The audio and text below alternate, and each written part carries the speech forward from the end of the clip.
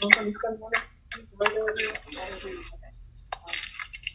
so we are live. I just wonder. Awesome.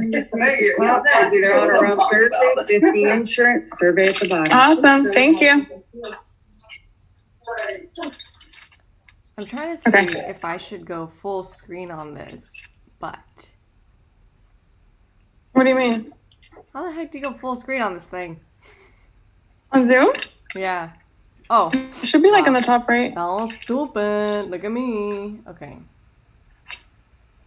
feel like that's a little better. Okay. All right, team. America, we are back.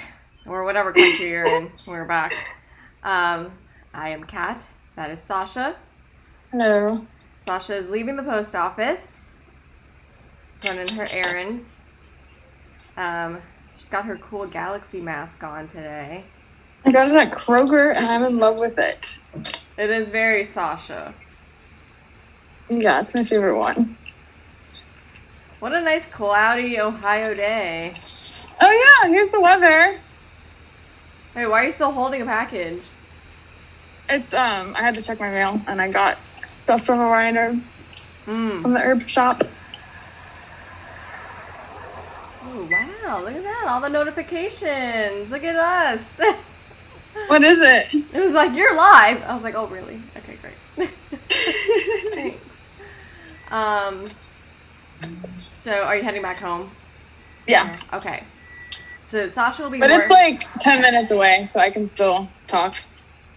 That's perfect. So Sasha's audio is a lot better today now that she's not whispering in a Starbucks. Yeah. I think these headphones are definitely winning. So today we have a few things on the agenda, but again, we want to say this is for you guys also. We're trying to create kind of like an open forum. If anyone has any side hustle questions, main hustle questions, you have an idea but you don't know where to start, or you have, oh, I don't know which logo of these 3 logos to choose, and I need some help with real reasons why I should choose a certain logo, for example. Or you are just working at home, whether for a real company or your side business. Not that your side business is not a real company.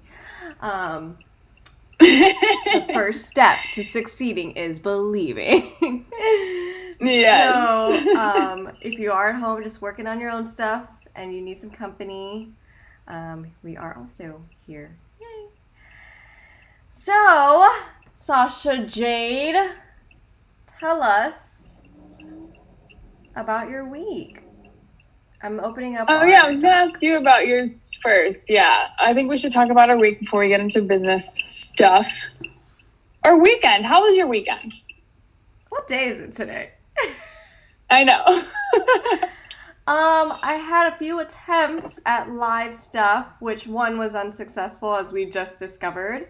But the Instagram one. Did they close the video down? No, it says audio muted. So I was doing a live thing on Twitch, but I didn't realize. I just had music playing, but I didn't realize that was gonna trigger something, like a copyright issue. So next time, no music. Wow. That sucks. I wanted to do yoga stuff to music. I know. So I'm trying to think, because it's like, what is the level of copyright here? Because, I mean, some people are definitely playing tracks that they didn't create, but playing their own stuff over it, so maybe it just has to be modified. So what, I can just warp it or something? I mean, I'm not trying to sell music here. So, right. Anyway, that was a lesson learned. But on the positive side, we looked at all our ads yesterday that we had put out for Halloween. And our story ad did the best. So, note for Sasha Jade. What is a story ad? Like, when you're scrolling on your stories and then it's like sponsored on top. Those are ads made just for stories. I didn't even think about that. That is the best one, especially if you have like consecutive clips. You know how I was doing the like watch Twitch next, and then so you can basically put like 5 of those, and then that's your ad, you know. Wow. But it's curated. I made one that was like Canva has it too, like the Instagram story ad template. So I just did one like normal one, but I edited like a little video. So you know stories, and you have videos, and that one actually had like an add to cart. Like someone added to cart from that ad. Oh, cool. The Facebook ones didn't have. They had like link clicks, but Facebook is also like, if you do it well, then it'll work, but you can't just chimichurri do it. The world, I use chimichurri for, you can't just half-ass it. So yeah, because I don't have time right now to really like dial into Facebook ads, I think I might just keep doing story ads. Yeah. I think that's better because I feel like people usually look at stories more than posts. And I think I agree with that. And then I also think for the type of product that I have, because I have like one product, I don't have one product, but the kit is, this is the product, you go, you get it, you leave. It's not like a service where you want to be told like the life story and then you need to believe in the person. I mean, yes, you do, but that's like the long term. But if I just need like get muffins for Botana Bites, like that would be a good. I know. I'm like, damn, I need to do that for Botana Bites. I never even thought of the whole story ads. I've seen other companies that have done it, obviously, when I'm like scrolling through Instagram, but I just never thought of it. But yeah, that's really cool. I would do like 6 different ones for each. I would do it per flavor. That way, you're like, I love the matcha mint one. That's the one I want, and then that's it. You go to checkout. So it would be a story segment, essentially. Like the first image would be like an introduction to Botana Bites, but then the rest would be the flavors. But then each image can be linked to a product? I would do like one ad per product. Oh, I see. Because you're basically taking the audience through the process. So if I like matcha mint, whatever, right? And I see an ad for matcha mint, and then I click next, and it's like, ooh, that looks even more delicious. And I click next, and I'm like, okay, I want this. You know, you're like building the trust in going next. But there's also other like templates where it's just a video, and it has like mine is just a video, and it says shop Halloween kits. It doesn't have like a next. Like a GIF video? Yeah. Where it's images? Okay. No, it's like I edited it on Premiere. Oh, okay. But it's like 15 seconds. Right. Yeah. So, anyway, but I think that's good because you always do, like, your face is in stuff already, which I think people want to see. And then if you have alternating, like, images or clips with just even, like, a zoom in of a especially photo. If you're scrolling through stories, you want to see, like, a quick product. You don't want to see, like, a bunch of stuff. Right. So yeah, we set up like a small budget for that just because we wanted to try a bunch of different ways. And we tried like on the Facebook one, we tried like different copy. You know, we didn't try different pictures because we wanted to test like certain things at a time. But definitely, I think if you just put a photo of you holding the muffins or something like that, that's like a Facebook thing. So ours was a little too addy, like. It was like, celebrate at home. Like, that's not a Facebook attractive thing. Yeah. So. But I think that works for Instagram, doesn't it? I think that might have worked better for Instagram. And I just don't know if, like, what the demographic really is. Because, for me at least, because we were trying on Facebook, like, different age ranges.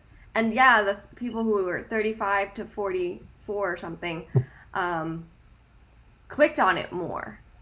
But I feel like those are also the people who use Facebook more. But then when I did 22 to 32 on a story, and I mean, it was like way better than all the Facebook ads. Wow. And had an add to cart. I think it's just too that, like, in general, younger people are using the platform more than older people. So even if that's not like our direct audience for like selling towards, that's just who's on Instagram more, is like the people that are younger. So I don't know, that's kind of interesting. Right, but then it's always, I mean, the base of marketing is who has the money. So it's like, yeah, Right. maybe I want college kids to buy it, but only if the kit is like $15. Exactly. That's what I'm saying. Like, it might not translate into sales, even though we're getting exposure, just because the demographic that uses these platforms may not be the ones that are going to buy it. You know what I mean? Right. So I guess, like, it's tricky. But that's why I think the product is important too. Like, maybe I'm pitching photo props in Instagram because it's a quicker buy for younger people. Yeah. Right. Yeah. So I don't know. It's like such a weird game, and I was telling Chris's dad yesterday. Chris's dad, my boyfriend's father, is very entrepreneurial and very, very smart. But I was telling him that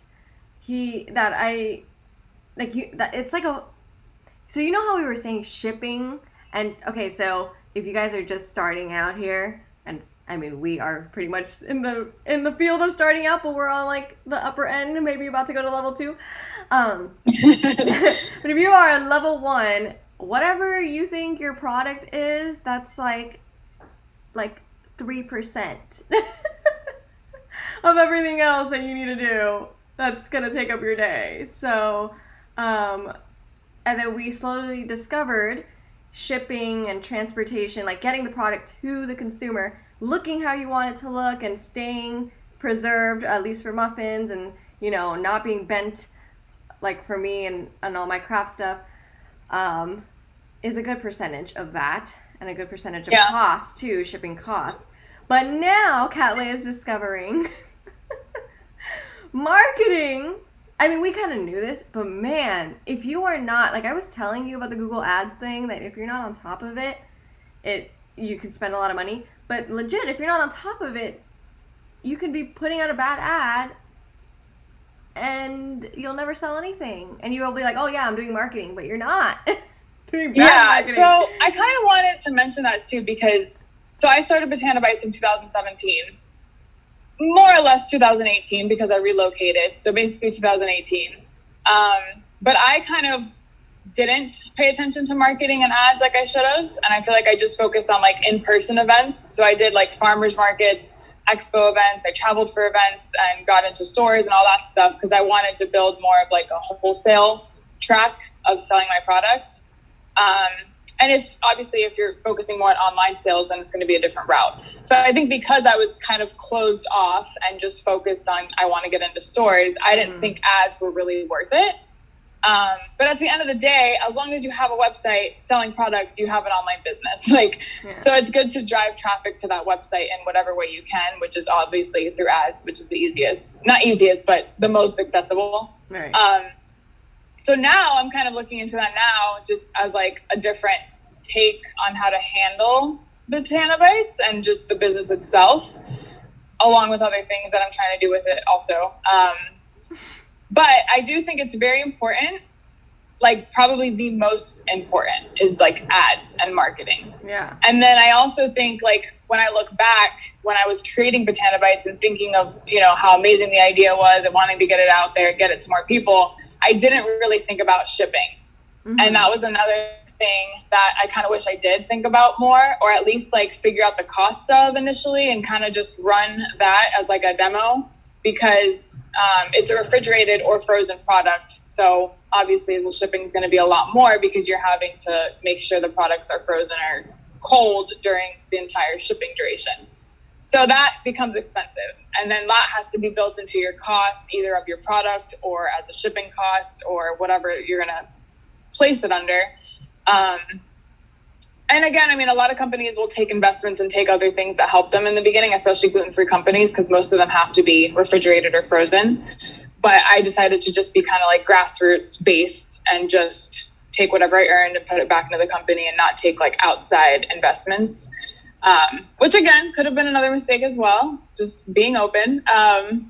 But yeah, so I think like the main things that I think are important to consider when you're starting a business is how much you're willing to invest either financially or time-wise into ads and marketing, and just understanding like every aspect of shipping your product. Right. I mean, Kat kind of ran into that too, because like weight became an issue of certain things. Like she had certain ideas that she wanted to include in her kits for like party ideas, but then it's like, wait, that'll add a lot more weight, and then it'll be more in shipping, and who wants to pay, $15 in shipping? Like, yeah. Well, that's also the other thing is shipping is expensive, but shipping is one of the first things.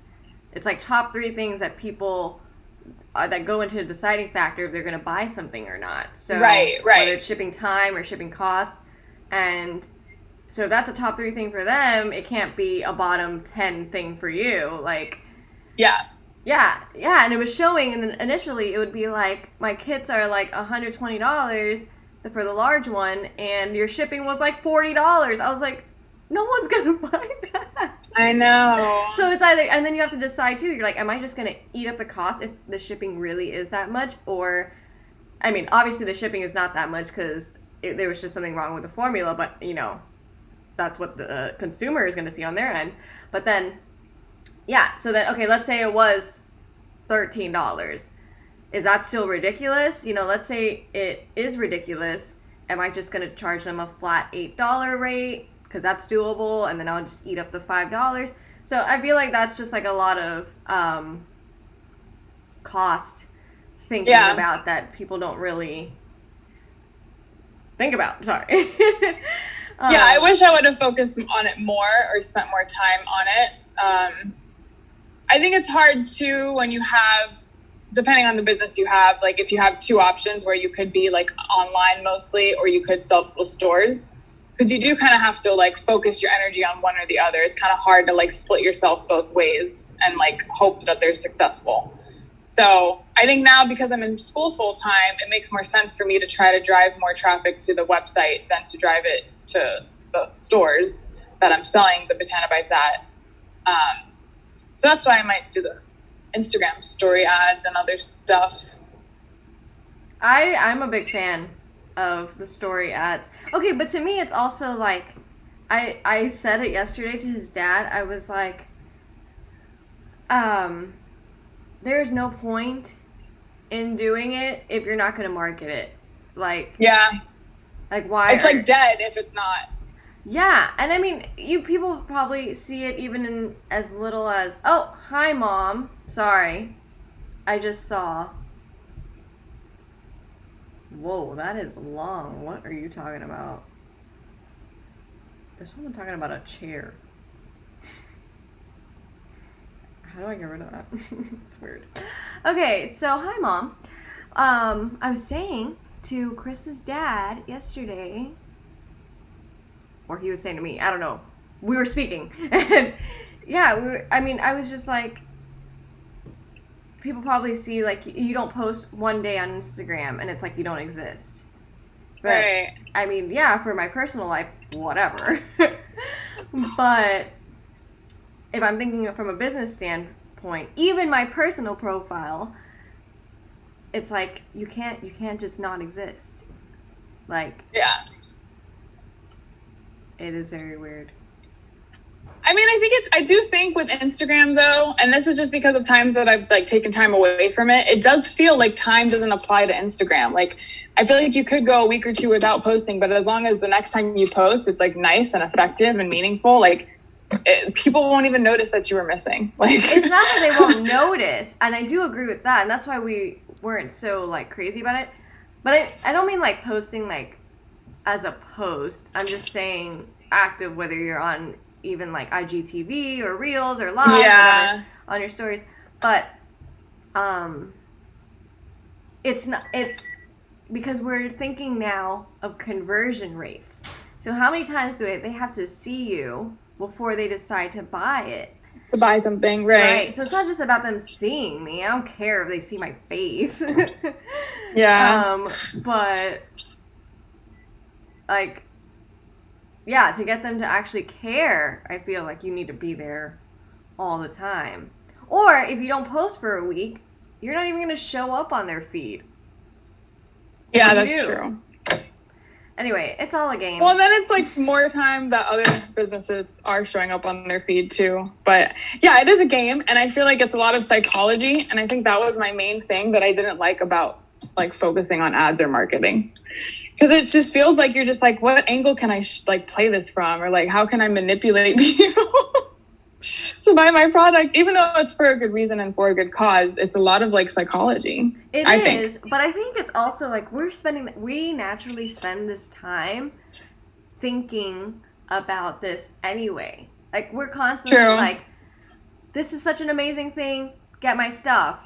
But what if that's the wrong way, and then we just need to change the way we do it, and then like find a way that works, but it's still the same amount of time. Right. What if we're just viewing it wrong? Yeah, you're right. Well, I mean, I guess what I'm speaking to is like, as a small business owner, you are like, you wear all the hats. Like you have to be decent at everything. You know what I mean? And you're probably really good at some things, but not like amazing at all of them. But like you kind of have to figure out what also is like your skill set and what you're good at and what you might not be good at.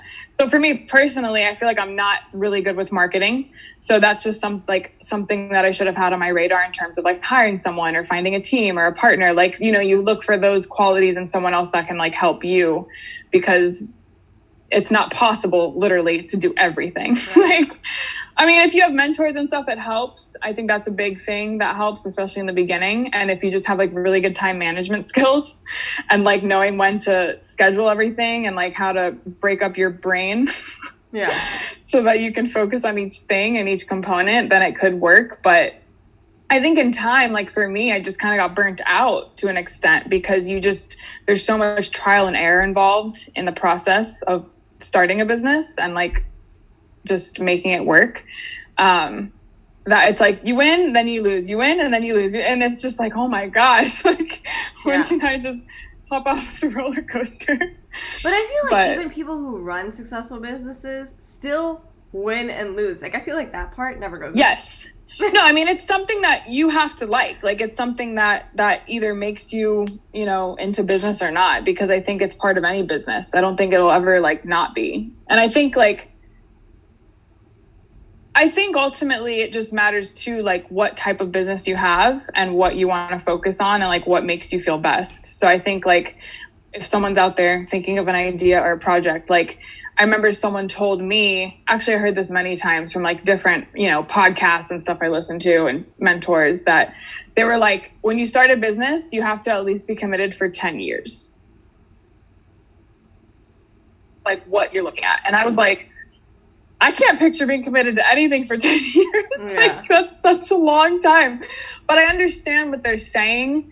And it's that like, it's because you're like up and down, you're going through all these phases. There's so many different stages of development. And like, all it takes is that one day, that one phone call, that one person, that one connect. Like, you know, there's just so many like little like one shots that take you 10 steps ahead, and you don't know when that's going to be. Right. But the longer you're in that business for, the more chances you have for that to happen. So it's like, you got to commit for a long amount of time.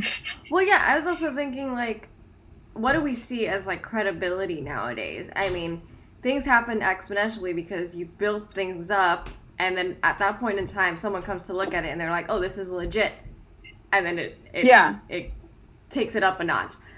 Right. So it's like, what do we value? Because I was talking about this yesterday too. I was like, what do we value as credible nowadays? You know, and it's almost like reviews are definitely important. But in these quick buys, I almost think, for example, if we're on a story ad, someone's going to go to my page and be like, oh, like if I had like 4,000 followers, they'd be like, oh, this is legit, you know? Yeah, right. And they'll buy it. Whereas who's going to go read my reviews right now? Right. On Etsy. I know. Like, maybe people shopping on Etsy, but... That's true. Well, it depends too, though. Like I met the owners of a gluten-free company, and they're in all like the major retail stores like Kroger, Whole Foods, I don't know if you have Kroger over there. Mm-hmm. God, that's so blinding. Sorry. So they were in all the major retail stores, whatever, but they had like just started their Instagram. Like they just went the opposite route where they got into stores first. They took a lot of investments from a bunch of different like companies, people, whatever, to get to the level that they're at, to where they could have like the production facility and the warehouse that they needed.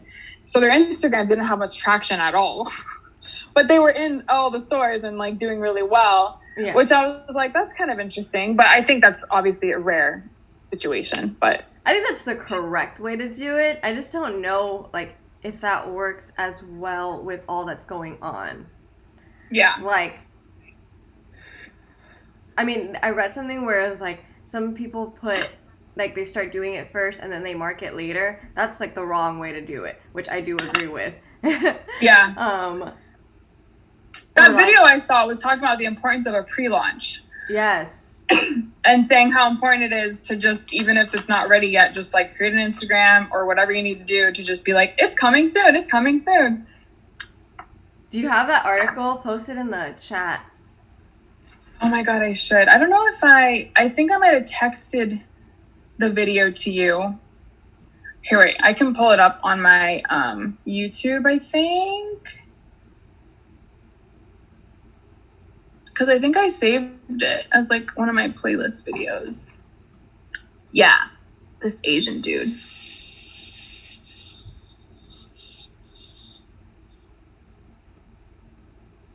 How do I like copy the link? Copy link. Okay, so yeah, I'm gonna send it to you here. Cool beans. Okay. Wait, you're sending it to me? No, dude, Yeah, put it on. I'm not in the thing. Okay. This is a link that Sasha's referring to right now that I'm going to oh wait. What? I'm on my other computer. Okay. I mean, I'm logged into like my other Twitch name, so I'd have to like log into the other one, and I haven't logged into Self account. Put it under Sush. Okay, wait. Send it under Sush. Okay. I nearly dragged that link to my other desktop. I was like, why is it not going? Hello. Okay, so, perf, thanks. I did it! Yay, link for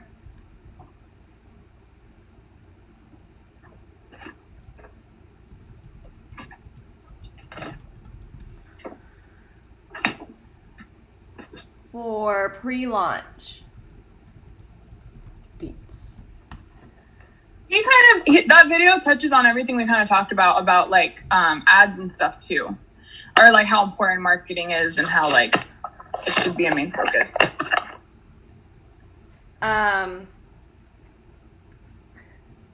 It's crazy. There's so many weird people out there. I've already banned 2 people from our chat. Are you serious? Yeah. Gosh. Oh, what a life. I'm glad you're watching on that, because that is annoying. So let's take a look here. Okay, let's move on a little bit. I love how that was our weekend. That was right from our weekend. Oh, yesterday I worked on an Upwork client all day, basically. And then I went to dinner though, so that was nice. We went shopping and we went to dinner. Where'd you go to dinner? Cheesecake Factory. You like that place. I love that place. Like, love that place. I like can't say enough about it. It has everything you ever could crave. It's perfect. But we went there, and the Upwork client thing. Can I just make a small note about Upwork clients? Yes, tell us about Upwork, because I'm going to take notes on this. So, it's weird, because you send a proposal for whatever, like, job posting they put on there, right? So your proposal is you saying, like, hire me. You know what I mean? Mm-hmm. Like, I'm perfect for this. So you kind of feel like you got to win them over because other people are applying too. But at the same time, you're like your own boss. Like what you do is like your specialty that they need. So it's also like business person to fellow business person, not necessarily someone like below. So I think that's one thing to just consider, like in terms of like your position when you're writing your proposal. And I guess I'm trying to adapt more into is just like saying like, I guess being more objective or straightforward with like what I could offer the person or what specifically about the project I like or whatever I want to work on. Yeah, don't be like, pick me. Yeah, and like it's not hard to impress them. Or at least that's what I'm learning. Like it's not that difficult because a lot of these jobs are kind of just like side things. Like some of them are even just personal projects people are doing. Like, oh, I want you to edit these photos because I'm printing them and putting them in my office, but I don't know how to use Photoshop. Like little stuff like that. Not that that's the type of stuff you should go for, but whatever. If you need the money, that's fine. Right. But the clients that I have, these are my first 2 Upwork clients, and I kind of got them like within a week apart because I was just like applying for stuff and they got back to me. One was to create a website. The other one was to create this like online, I don't even know what to call it at this point, but it's like a 21-day diet challenge essentially. Like a wellness plan. So for the website, I assumed because they posted the position that they had everything that they needed. Like they had all the photos that they needed. All the content that they would want to put on the website, like on their about section, and maybe just like what the main focus of like the website layout would be, like, you know, just normal nuts and bolts of making a website. So I started, or I like got the job with them, and I didn't schedule a phone call, which number one error. I think going forward, I'm always going to schedule a phone call right away, maybe even before they offer me the job. Like I think if they just message, because usually they message you first, being like, hey, it sounds like it'd be nice to work with you, before they actually send you the contract.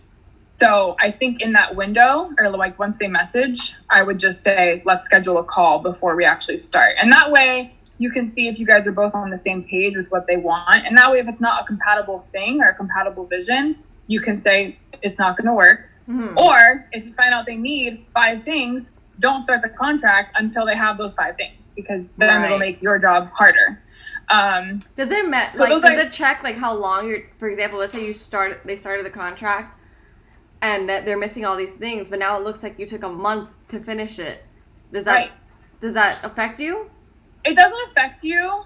I think though, in their mind, it does. Like I think in their mind, they think like, oh wow, this girl's not doing anything or whatever, even though you'll ask for the things you need like 3 times and they won't get it. So it's strange. And, it's weird. And you can only get so far with messages and emails. Like, I think it is better to just have that phone call and have that like conversation. So that's kind of just one thing to consider.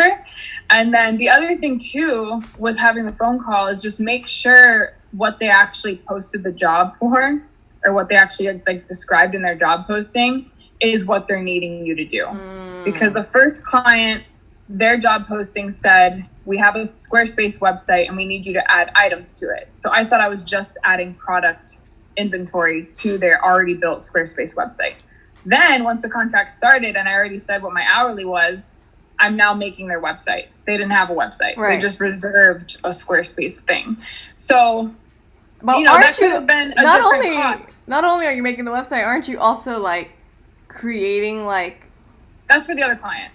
Oh, okay. So the one client is just making the website, and the products they wanted me to add, they didn't even have product photos for. Like, how do you not have product photos for products you want added to a website, and you're posting this as a job to hire someone for? That's weird. The other client, she wanted a diet challenge designed, right? Where it's going to have every day what you're going to eat, what you're going to do, the whole thing. And she wanted recipes and menu items and all this stuff. So I assumed that she had all the recipes and had all the menu items and had all the content. And I, as a graphic designer, was just going to design this diet challenge. No, she had nothing. She only had... She didn't even have a challenge. She had the course outline as a rough draft and wanted me to create a PowerPoint from the course outline, a printable PDF, which could be the PowerPoint. I don't know if she understands that, but it just became like other parts of the project. And then meanwhile, she's like, but how long will this take? Da-da-da-da. And it's like, if I'm creating the whole thing from scratch, I'm not a nutritionist, I'm not a dietitian. Yes, I cook. Yes, I'm into, healthy eating and I understand all the different diets, and she's lucky, but it's just like way more than I thought. And granted, it's an hourly job. So when she mentioned that, I didn't mind because it's per hour. But let's say it was per project and it was like a set budget, it probably really would have hurt me because I would have spent hours doing this one thing only for $200, for example. Whereas if it's hourly, at least the time you're putting into researching and figuring everything out, you can charge them for. So that's just another thing too to consider with Upwork, because you can do it per hour or you can do it per project, and it's like one lump sum. And it just kind of depends on the project. I definitely think anything website related should be hourly. That is. Yeah. But even now, if I have a conversation with them and it's 30 minutes, I add that to my time. I feel like that helps too. So, I came up with the pricing guide, which, whatever. I'm a big fan of pricing guides because, And she's good at them. I just think it sets, expectations for both you and the client, kind of like a starting point. And maybe I'm just used to it because of, my corporate life where that's, the first thing you do as soon as you come up with a new program or something. And so I'm just used to it. Anyway, but I do, on mine, I'll have set pricing, but for website, it's hourly or quoted separately because it's not... Yeah, you never know how much they have thought out, and if I have to be creating mission statements for you, which I shouldn't because it's your business, but but if I do, I don't mind, but that's going to be extra time. Mission statements don't just come to me while I'm in the shower, I know. Well, these people know their product and their company best, so they should be able to give you that. But I also want to say on the other end, if you're a small business and you're hiring someone through Upwork, because I initially used Upwork platform for that reason with Botanobites. So the labeling design was through Freelancer on Upwork. And I feel like it went really well because I knew kind of what I was going for and conveyed that to her and told her what colors I thought of. I sent her the logo that I had already made and what I wanted a variation of or whatever. And I feel like she got it. And even then, she, gave me 4 different options. She tweaked them. I had people vote on which one was most popular. And then we kind of just went from there. And it was really successful. So, if you are also looking to hire someone yourself as a small business, through Upwork, I think it's good to look at their portfolio and see if it matches your vision. But also, you yourself have to have a clear vision of what you want. Right. Because it's one creative to a fellow creative. So you both are going to have different visions on creativity or different visions on that business and the design and everything else. So you either have to trust that person and their creative ability, or you have to direct them, you know what I mean? And tell them what you want and what you're envisioning. Otherwise they could just, put their spin on it, which may be amazing, but might not match what you wanted. Right. And that doesn't mean they're bad. It just means that communication is just very important. I think communicating with whoever it is you're working with on what your vision is and what your goal is everything. Right. So, that's why I think the phone call is good. We always do phone calls, at hotels, obviously, but, even in 2 sentences, you can kind of see where they were going with it. Yeah. And even when I send a first draft, I'll send whatever, 2 or 3 options, but the 2 options are more for style. It's not so much these are the nitty gritty, everything's perfect, but, or this letter is different in these 2.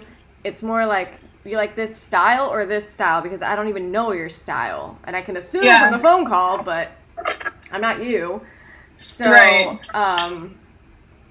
that's definitely a thing there. And setting expectations, because like you said, if you meet with them or have coffee with them, or talk to them on the phone. Today's world.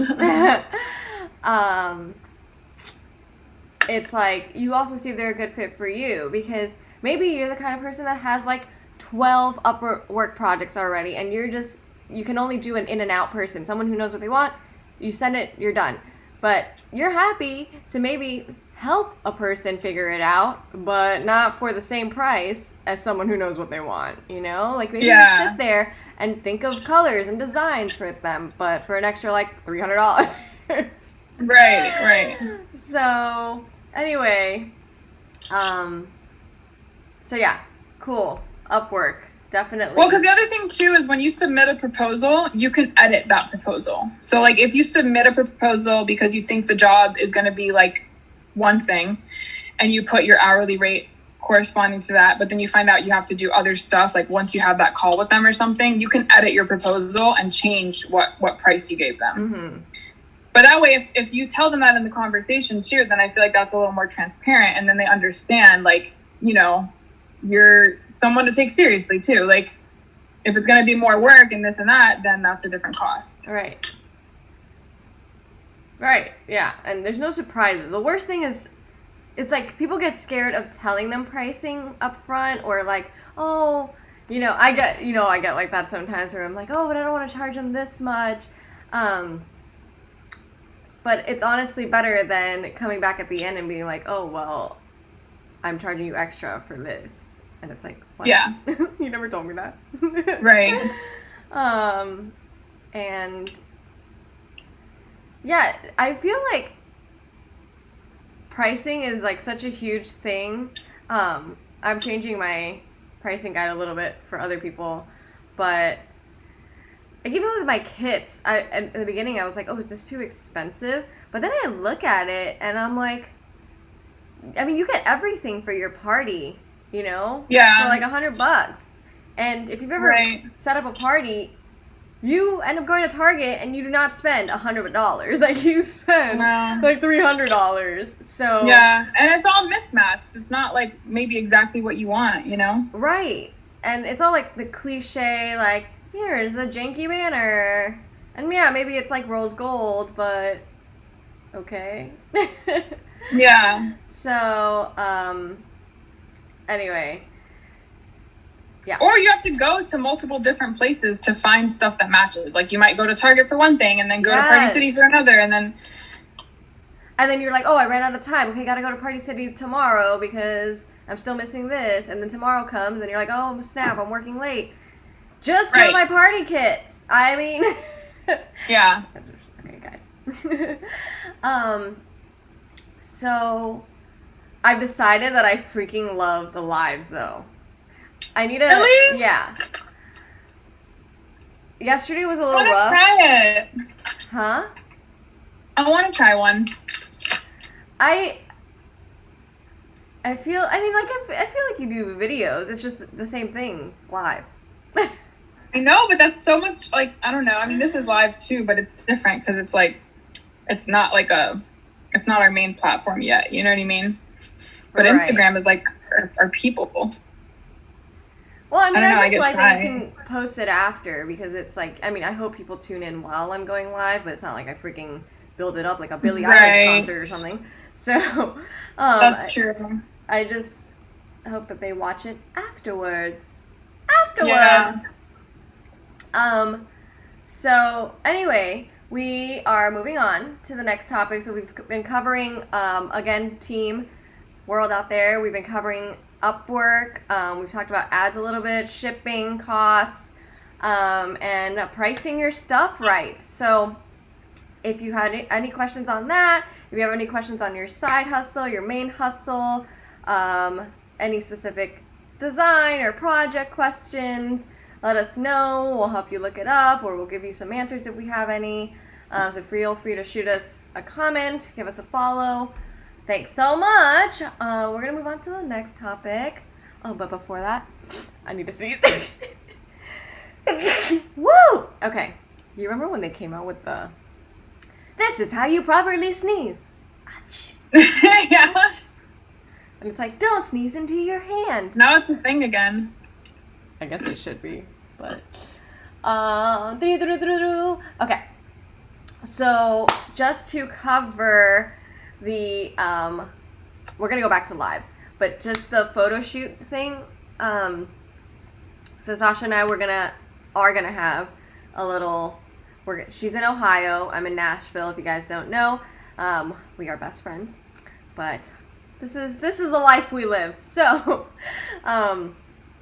she's gonna come down to Nashville, not Halloween weekend, but next weekend, and we're gonna be doing kind of like a 3-day Christmas photo shoot session. Just because the photo shoots do take a lot of time, as you're gonna see when I do the gobble shoot today and tomorrow. But with help, it'll go a lot faster, especially because I have 3 Christmas kits. But we were gonna go to an Airbnb in Louisville, but now we've decided she's gonna come down here. But one thing I did want to say is, okay, I want to take as many photos as possible, Sasha. But now that I've seen the trend of like marketing my Halloween kit, and then I'm going to be marketing a couple other kits, the marketing takes up so much time, and it's almost like you have to dedicate the time to that product and properly market it. So I'm here like, okay, I want to take photos of the 3 Christmas kits, and maybe I'll upload, all 3 kits. But maybe I should just market one and really like market it instead of trying to market all 3 and then they all get lost in the shuffle. Yeah, I agree. Yeah. Especially because the other 2, okay, so 2 of them are kind of like timeless Christmas. Yeah, like it's merry and bright and it's pom-pom and colorful, and I am going to have some 2020 jab funny comments like on the ornaments, but I mean, I could just take those out for next year. And then Sleigh All Day is like jewel toned, cool metallic dark colors. And that's timeless too. But the 3rd one, and I can just change this name for next year and keep the colors, but it's called No Place Like Home, which is really more for this year, So I was thinking of just marketing that one. So that one's not like holiday themed, essentially. It is white and gold. Like, it has like snowflakes on the plates. But I can just sell it again next year, but change No Place Like Home to a different slogan. The only thing that says No Place Like Home is the balloons. Okay. I mean, yeah, I think if you're already marketing it per like occasion, like per holiday and stuff, then you should just stay with that and just give each one time like you've been doing. I think the way you're doing it is fine though. Right. I just feel weird having 3 Christmas kits and only marketing 1, but I feel like if I try to market all 3. No, I think it's okay to market 1 and just like really connect it somehow to the others. I feel like when you go to the website, you'll see, she has other ones. Yeah. I think a big part of it is like people go to my website now and they only see like 3 different kits, 3.5 different kits. By the time Christmas, or like we put the Christmas kits up, so like mid-November, you'll see like 8 kits, and you're like, oh, okay, there's more kits. I do think. Sorry, I'm eating crackers. It's okay. With dairy-free cream cheese and salmon, but I haven't had breakfast yet, so. I think if you had a general kit too, especially because like the Instagram audience is probably younger people, I think that would do super well. Like with like the Netflix idea that you talked about, or like, I don't know. I mean, I don't want it to blur away or take away from like the holiday ones you're doing, but I do feel like people would get that a lot too. I know. I feel like, the Netflix ones are coming after the Christmas ones. The Netflix and the princess one are gonna be for like ready for like January, like basically because a lot of my kits right now are holidays, so I need something to carry over that's not just holiday kits next year. But yeah, definitely interesting there. So that was just a note that I wanted to say, like, we're gonna take, and then even if we only do 2 of the kits, and if you could help me set up the 3rd kit, and then if you have to go, that's cool. But it's the setting up that's freaking also crazy. I'm expecting you to have an agenda. Oh, there's gonna be an agenda. I figured. But it's also because if I don't write like the shots we need or like, you know. Oh, I know. Yeah. You don't get them. That's great. Yeah. No, you have to write it down. Suppose if you're just like laying in bed and you're like, oh wait, what about this shot? And yeah. Yeah. No, I have like, okay, main shots or whatever, and then I'm like, fun shots list. Yeah, but tell me like what type of outfits you might want me to bring, or like stuff that you might want me to bring. Yes. I'm still like, I want you to be in them, but I'm still half deciding, because the main like issue I have is because I'm photographer and the person setting up. So anyone doing a product shoot, this is definitely a hint, tip, whatever. So if you can't outsource and you're doing it yourself, it is very difficult because you need to be able to make sure it's visible. Everything is visible on camera. So even if in real life it looks a little weird, that's fine, because in the picture you need to be able to see everything. But it's hard to be behind the camera, be like, oh, I need to move those cups, then go out, move the cups, come back, oh wait, now I need to move the plates. Like if you were just standing there, Sasha, and telling me, okay, move this, I could just move it. I think that's like the one value of like still having a photography business. Or like, I don't know, I always wonder if like photographers are going to go out of business because the cameras on iPhones are just getting so good that like you don't even need a fucking camera anymore. But what you're saying, like, I think it still helps to have someone behind the camera telling you what to change and what to move. Because even like when I do my own like self-portrait type stuff where I like have my camera on a timer or whatever, I have to like do the shot, look at it, see what needs improved, do it again, like. When like if someone was behind the camera, they could just be like, "Oh, move your shoulders slightly this way, move your hands down a little bit," like, and then it's good, and you're done. Yes, it's so much faster. Yeah, I know, because I'm like, to me, I'm like the photo taking. I was telling you, that doesn't take a long time. It's the setting it up, making sure it's perfect, and then it'll be helpful if, like, for example, you're behind the camera and you're checking on the other stuff, like the lighting, if the whole frame is good. Rather than like, I'm focusing on like, do I even have all the products on the table? like what other products do we need to photograph right now? And like, do we have lifestyle? Like you can be like an outside point of view, like, oh, there's no lifestyle shot. There's only there's all these types of shots, humans, that you need to take, right? So there's like close up, there's like against a white background, there's lifestyle. So there's action. And that's just per product. And my one kit, the kit is a product, but each item, there's like 15 items in the kit, is their own product. So, and then there's like all these aerial views that we do. Those are actually the most fun and the easiest. But the aerial views, you gotta have like 3 different like types of setups there just to have variety on your website, and it's not like the same one photo. Anyway, that's a little bit about product photo shoots, team. Moving on to our next thing. Okay, so I feel like going back to the lives. Can we go back to the lives a second? Or let's look at a Facebook ad.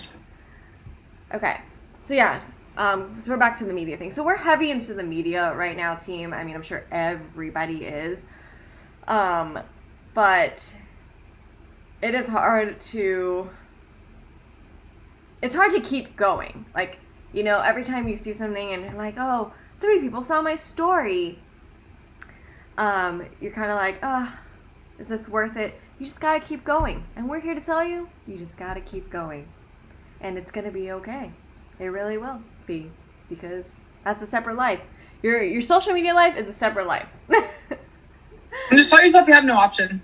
Like, you just have to. You just have to do it. Right. Yeah. If you're at work and someone told you you have to scan 12 folders and you're like, you'd have to do it. I hate this. Yes. You have to do it. You're not going to tell your boss, no.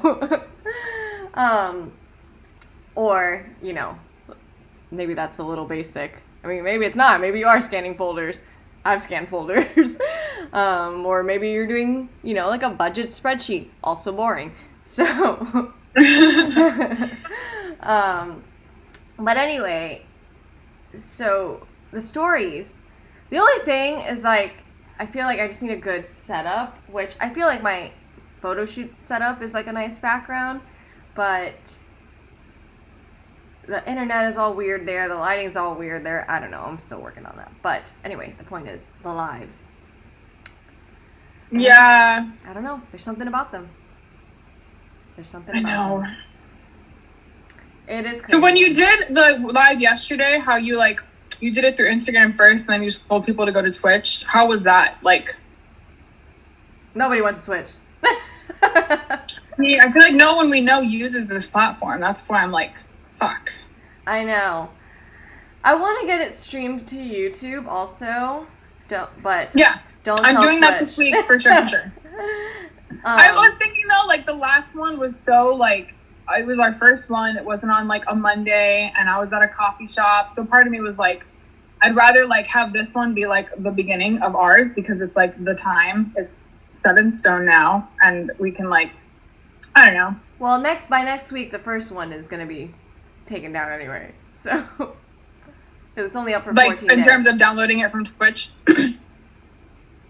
Or it just disappears. It's only up there for 14 days. Wow, I didn't know that. Yeah. But the downloadable link, okay. So then you have to download it In within the 14 days. Yeah. Okay. Yeah. So, but anyway, moving on. We're also learning about Twitch. So if anyone has any recommendations. I don't know. I do think it makes it easy. That's something I do like about Twitch, that Yeah. it's easy to just get this going. Maybe I think it's easy because Chris set everything up. Yeah. Chris definitely helped. I'm not going to go against it. Just listen to him. I mean, if he's going to do it. So, but yeah. Oh, okay. So then I saw this account yesterday. I took a screenshot. I don't know why I take screenshots of these things. But this girl, I mean, I'm not into these things at all, but it's like a grow your Etsy account, right? Okay, whatever. But sorry, I don't know where it is now. I lost it. Maybe I did. Maybe I did save the collections. But she just wrote some of her expenses, basically her budget for the year, of not including like supplies or whatever, but just marketing and learning budget, I guess you could say. And it was like $5,000, which doesn't sound that horrific. It's just properly allocated. You know what I mean? Right. Yeah. Bro, why am I having so much trouble right now? Okay. So nuts. Go to my freaking saved. Okay. So, yeah, $5,363. And, I mean, hers is Etsy based, so, like, it's Grow Your Etsy or whatever. And I just saw this post, and, like, she uses, like, for example, I'm not going to list everything, obviously, but creative tools, she'll have, like, Adobe Creative Cloud, Canva Pro. So there's the Pro version that we don't really talk about, but you can do a lot more with that. But then there's also like all these Etsy tools I didn't know about, like Etsy Plus, Etsy on sale. Like, are those necessary? I mean, am I missing out on something here? But then all these other things that I'm wondering what she uses it for. But like the website stuff, obviously, like whatever, her domain. But then like website theme, $192. Am I missing something on my website theme? Like, should I be like, you know, making my theme super amazing? Like, does she just mean like the Squarespace price for her website theme? She has like a hosting, $15 a month. Domains, she owns 3, $17.99 a year per domain. Then website themes. And then she has ConvertKit, email service provider, and then SiteLock. I don't know what SiteLock is, but gotta look that up. Okay. But anyway, then she has all these social media. She has a Pinterest scheduler, which I'm looking into because if y'all haven't used Pinterest, okay, it's easy to post a pin, but if you're a seller, there's all these things you got to do. It is kind of crazy. So, Pinterest scheduler, and then Flick. I still don't know anything about Pinterest. It is honestly, if I could look back at 2017 for you, you should have done it. Really? Yeah. And What do you go to Pinterest for? I have no idea. I thought it was just to go to it to like look for craft ideas and like stuff you should use and like decorate your home with and like I don't know. Okay, and what do those people also look for? Wellness tips, ways to improve your life, right? And you see all those blog posts. Yeah. And then I think Pinterest has transformed since I was first exposed to it. Like I think when I first was exposed to it, it was just like a crafting hub. Right? it was just like decor inspiration, whether interior decor or party decor. Yeah. And I feel like it has changed in time. Am I wrong? Or like was it always that? You are correct, but it changed. I think by 2017 it changed. Yeah. But we just were not in the marketing world. Like we're not thinking of like how do we get stuff out. And I mean I was like trying to read like some stats and stuff, and I mean people again, like all these platforms, like I feel like Amazon is good because you come to Amazon to buy something, right? So that's why Amazon is good. You go to Pinterest because you want something that fits what you're looking for in terms of decor, and maybe if you find it, you'll just buy it. Right. So, and like Etsy too, like we said, you came for something, you came to buy something creative, and anyway. But then, okay, so then this chick, just to finish off, she has a social media, Flick #research, $10 a month. So. What? Yeah, I guess that's, also your follow adder thing fell off the radar. I was researching it. There's a new one. Like it got canceled? Like, it's still on there, but everyone's like the last thing anyone said about it was like 2019, like beginning of 2019. I get you. I mean, there were like many others that were better than that one, but that one was the best one that I found that was for the price it was. Like, it was not that expensive, but it still had really good algorithms like built into it. Yeah. So I was like, oh, okay. Yeah, there's a new one. I didn't look into it, that new one, but I'm sure there's a bunch, yeah. So then she has like self-education, which is what she spent the most on, I would say. Well, I didn't add up all the monthlies, but she took a Pinterest course, she took a copywriting course, or she's going to take whatever, course on how to create a course, because she's teaching grow your Etsy, and then other courses. So anyway, so she's investing $5,000. That's so much for her Etsy, and it is crazy. I just think that's so much. Is crazy. Anyway. Can you send me that? Yeah, I'm just gonna do this right here, Sasha Jade. Okay. But yeah, there was that. I mean, I feel like when you step out and you're thinking, let me go get an investor, let me get a grant, whatever, a loan, $5,000 is not that bad if you're gonna make the money back. You know? Yes. If it's or like, I mean, I think it's also weird because you could spend the $5,000 in 1 year and then not make the money back until like 2 years later or 3 years later. So it's like. So I think that's the problem too that I've been trying to get over is like corporate life, or just even, you know, working at a restaurant or whatever, working hourly or corporate, whatever.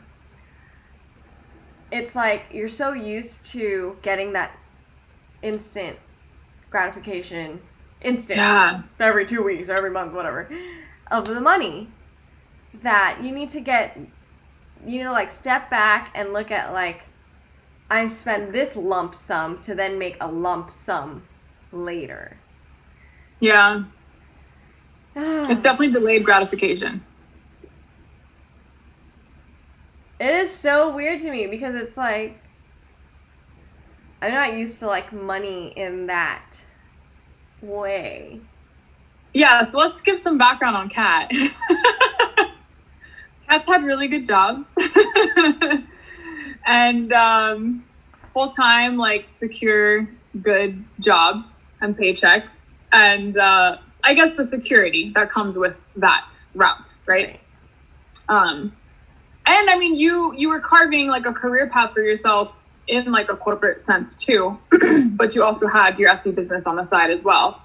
So you kind of just transitioned to like your side hustle becoming your main thing, which is, you know, normal. And I've heard so many entrepreneurs that kind of come from the same thing where they're like, I had a great job, X, Y, and Z, decided to quit. But I think what I always look back on is, to me, yes, all jobs gave me a paycheck and paid things, but most of them, looking back now, were just like internships. Like, you learn so much, I think, about like how to run a business or how to like, I don't know. I feel like I learned so much either from working directly with an owner of a small business or by working for a larger company and seeing how they're structured, or just by seeing how they handled their marketing or whatever. Like, if you're interested in it, you'll look at it in a different lens. But I think for me, like, jobs a lot of the times are like also internships, but you're getting paid for them. So it's a good thing.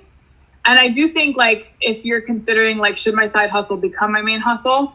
I think one thing you should ask is, like if you're working a full-time job, you're used to that security, you want that secure paycheck. You should ask yourself, one, if you're willing to give that up, because it's a big deal. And two, like, I always ask myself, like, what else can I learn from this job? Like, what else can I gain long-term? Not just the immediate paycheck and money that comes into my account to pay my current bills and whatever else I might want. But like long term, like, what is this adding to me personally, or for my own business or my own career once I like move on from this? Or is there growth allowed in this position or in this company? And I think as long as you're asking those questions, you're always going to like fall into what's right for you. You know what I mean? Or like know when you're supposed to move on or whatever it is. Right. So I think like the security is nice, but it's also just how much are you learning from that? Right. And it's always like this, like, you're stuck between like a rock and a hard place kind of thing, because it's like, you know, starting a business, running a business requires more than full-time hours. But if you're working full-time, it's very hard. Like, but that's part of why I wanted to start it. I mean, even if I was still working my old job, I would want to push this full throttle, because right now it's like I don't have kids, you know, like I feel like that kind of makes your life not kind of, that definitely makes your life way harder. And it's harder, like, for example, even if I was working, it's harder to learn as much as I can out of that job and then apply it to this thing. The hard part about like running your business, I think, and working full time is you're so drained by the time you get home. Even if you're just sitting in an office all day with like a, you know, what people call a dead end job. And then you get home and you're like, I need to freaking create, even if it's creating like a marketable Instagram post, like, yeah. You know, I think like full-time jobs, they take time and energy. So it's like, if you do have a side hustle or a side business, it is hard to keep going and going and going because your energy is also being taken from this other thing. So, I mean, it's difficult. And I think it's important just to ask too, like, what drives you? Like, for every business owner or person that has a side hustle, like, what actually drives the person? Like, is it freedom? Like, is it the potential to like be your own boss? Or is it just that you care so much about this specific issue or topic or problem that you're solving? Or is it just that you hate your job, which might not be the best reason? Like, or is it just that you feel like you've learned, you know, from so many different people already, and you've worked for so many different companies that now you want to, you know, carve your own place in that industry? Like, it could be so many things, but I think connecting with that reason and that purpose and like staying with it is key, because there's so many times you're going to want to give up. There's so many times you're going to want to give up. But I think that's also because like I think it's good to remember the drive, like find the drive and remember the drive on your bad days, but know that that drive is about 3% of the tasks you're doing. Yeah. Because that's when I feel like people get the most disheartened or like, oh my gosh, I want to give up, because they're like, I love this so much, but there's this, let's say Tuesday is the day that you're working on your website all day, and maybe you hate that, but you need to do it, you know? Yeah. So, I mean, I do think it's so much easier to have like, sorry, I got a call. It's easier to have the instant gratification though, and doing something. But I think, and I wish I would have done this when I first moved to Ohio, but doing Upwork is nice because someone else is paying you to learn things that you might need to learn for your own business or your own like handling of your project or whatever it is. So for me, that works because someone's paying me and I'm learning what I need to learn. Whereas like I might not have had the right self-discipline to learn on my own because it would have taken too much time and it wouldn't have given me, you know, a profit or whatever. So I think that's another advantage of like helping other small businesses, whether it's through like an hourly job every week or just through Upwork, like freelance type stuff, because you're learning for them, which is also learning for yourself. all right. Yeah.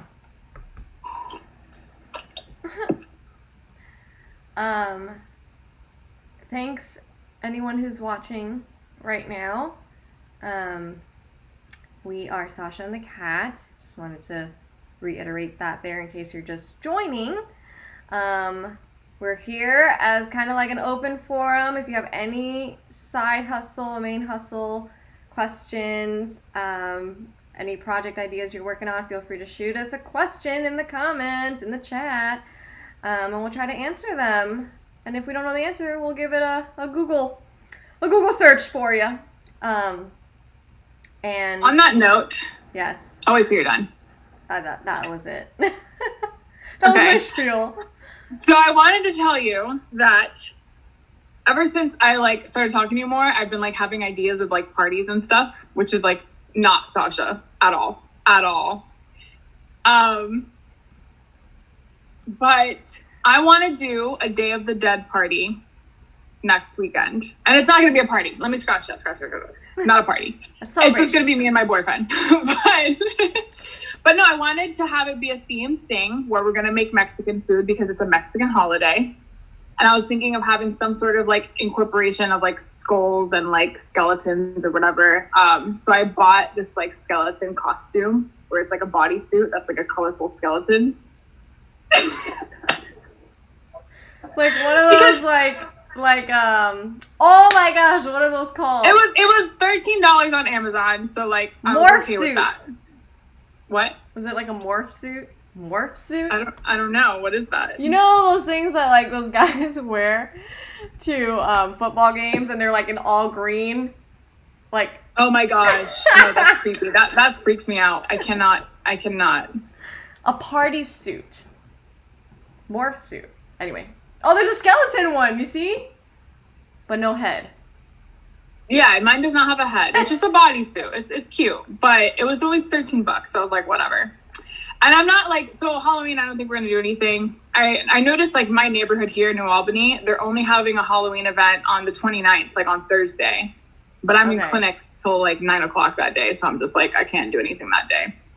And then my grandma, like her small town, we were thinking of going down there because they have a Halloween parade every year because it's like a cute little village and they do trick-or-treating. But she said both are canceled this year because of COVID. And I was like, what? So whatever, we're going to do a Day of the Dead thing. And I was thinking of, because like traditionally, I guess they like light a candle for each person. Yeah. And then they have a picture of each person that has passed that they've known and they burn the picture, which I think is it's a little much. I don't think I'm gonna go that far. You'd be like, so I was thinking we could like I was thinking of writing something like either our favorite memory of that person or our favorite like quality that the person had, like writing it on a slip of paper. And then using the candle that's like for each person. Like we're gonna have a separate candle for each person. Then like setting it on fire. Yeah. I don't know. But I was wondering, like, what do you think? Because you're a party planner. And it's just a couple. It's just me and Dakota, right? So it's just two of us. But I didn't know, like, if you had any ideas on how to make it. What? You should watch Coco. I I'm not joking.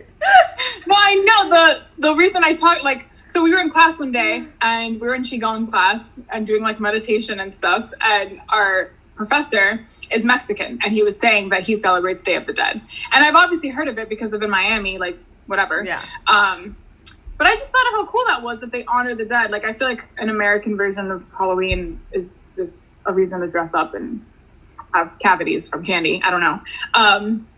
So I never really understood it, but I thought it's cavities. Cool.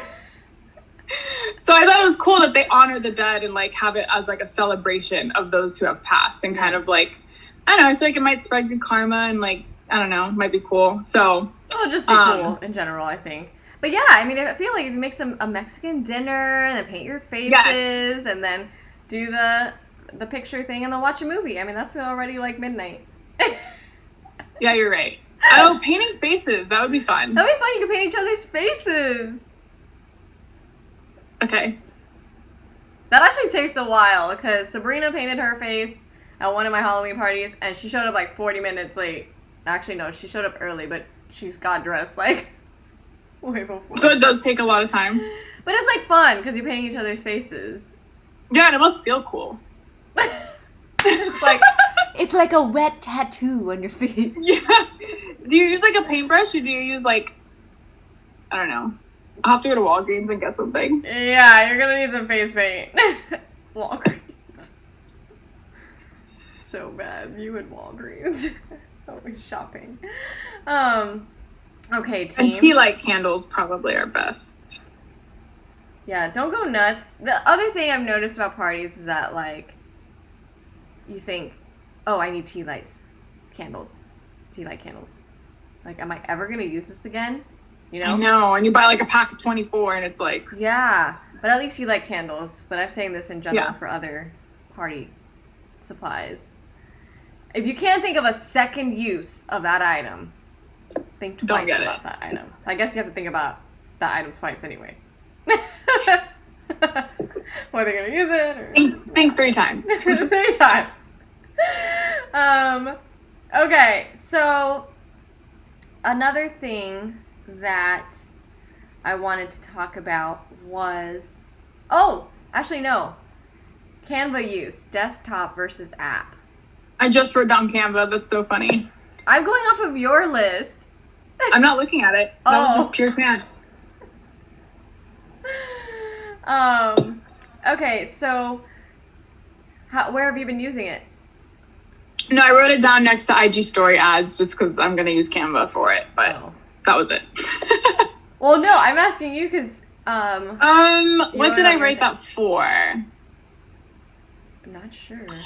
I might have been this. I think when I did, like last week when I worked on the Facebook ads and I like typed into Canva Facebook ads, I don't really understand how to use them because it was the horizontal ones, like a banner almost. But is that an ad? That shows up as a picture, like a post. It's like, it's a video almost, like that landscape. Because shouldn't it be square if it's on Facebook or Instagram?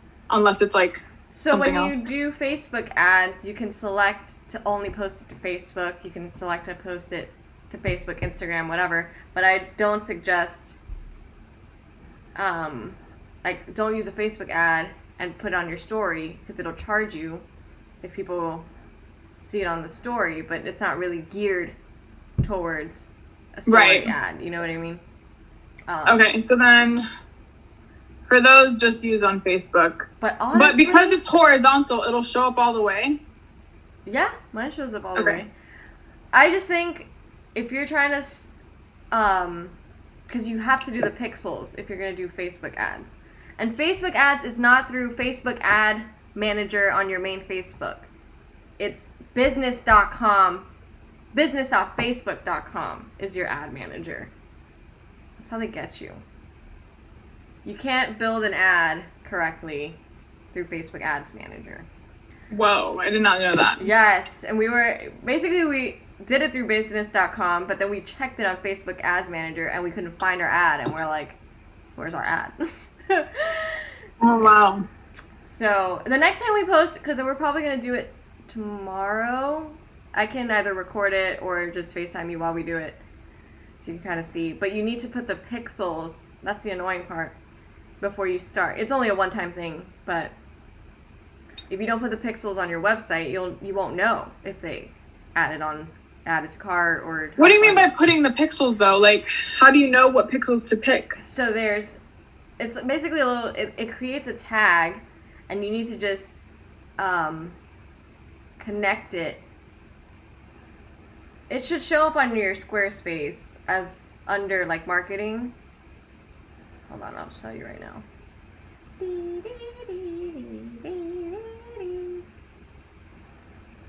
Can you share your screen? I can't because I'm using the other computer. Oh. We will be able to do this soon. Basically, Chris has his Twitch going, so now he'll have more time since he's not. Everybody follow me on Twitch! But everyone, follow us on Twitch. Okay, thanks. Again, welcome anyone who's just joining us. We are Sasha and the Cat.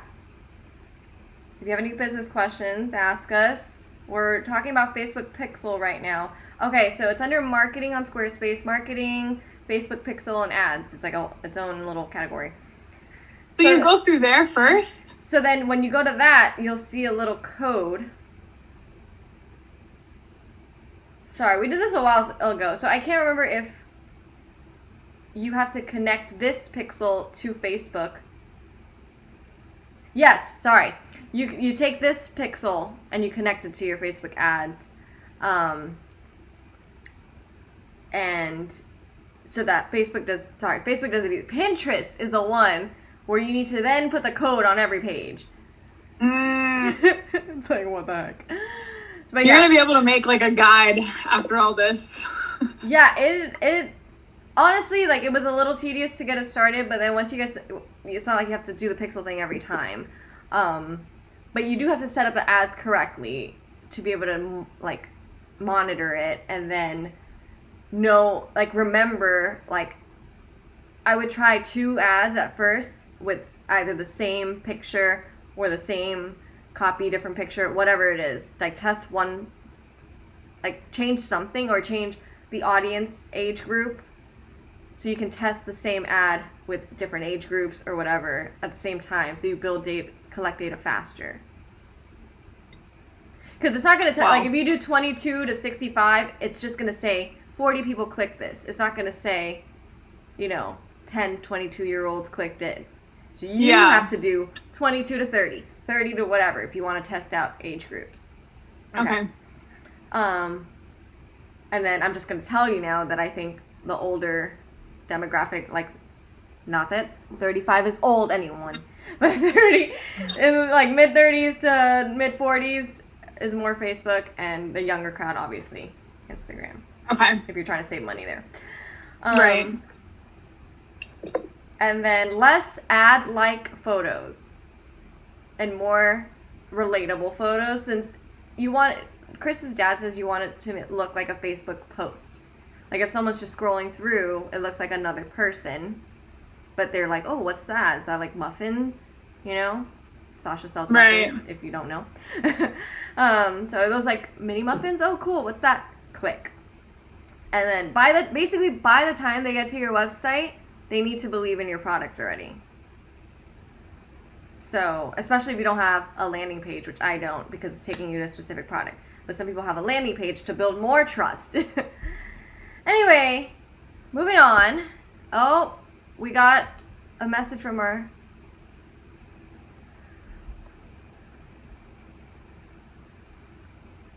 I am interacting. Oh, sorry. Didn't see that. Sorry, team. There's a lot of screens going on. Someone says they almost have the same hair as you. Classic handsome. What color is your hair? Can you even see my hair? Fully? What color is your hair right now? Oh, what color is mine? Yeah. It's funny you asked that. I was Like at it TJ Maxx changes. yesterday. Yeah. Like it changes And every- the freaking lady that was working there, she's like, "Oh, your color, your hair color is like a nice like red or whatever." And I was like, "Oh, this is faded purple." I was like, "This means I need to re-dye it." But it's just it's There's like mostly a brown. strip. I bleached some sections that are kind of random. And I put purple over them, which was very bright. If you go to my Instagram, you can find it.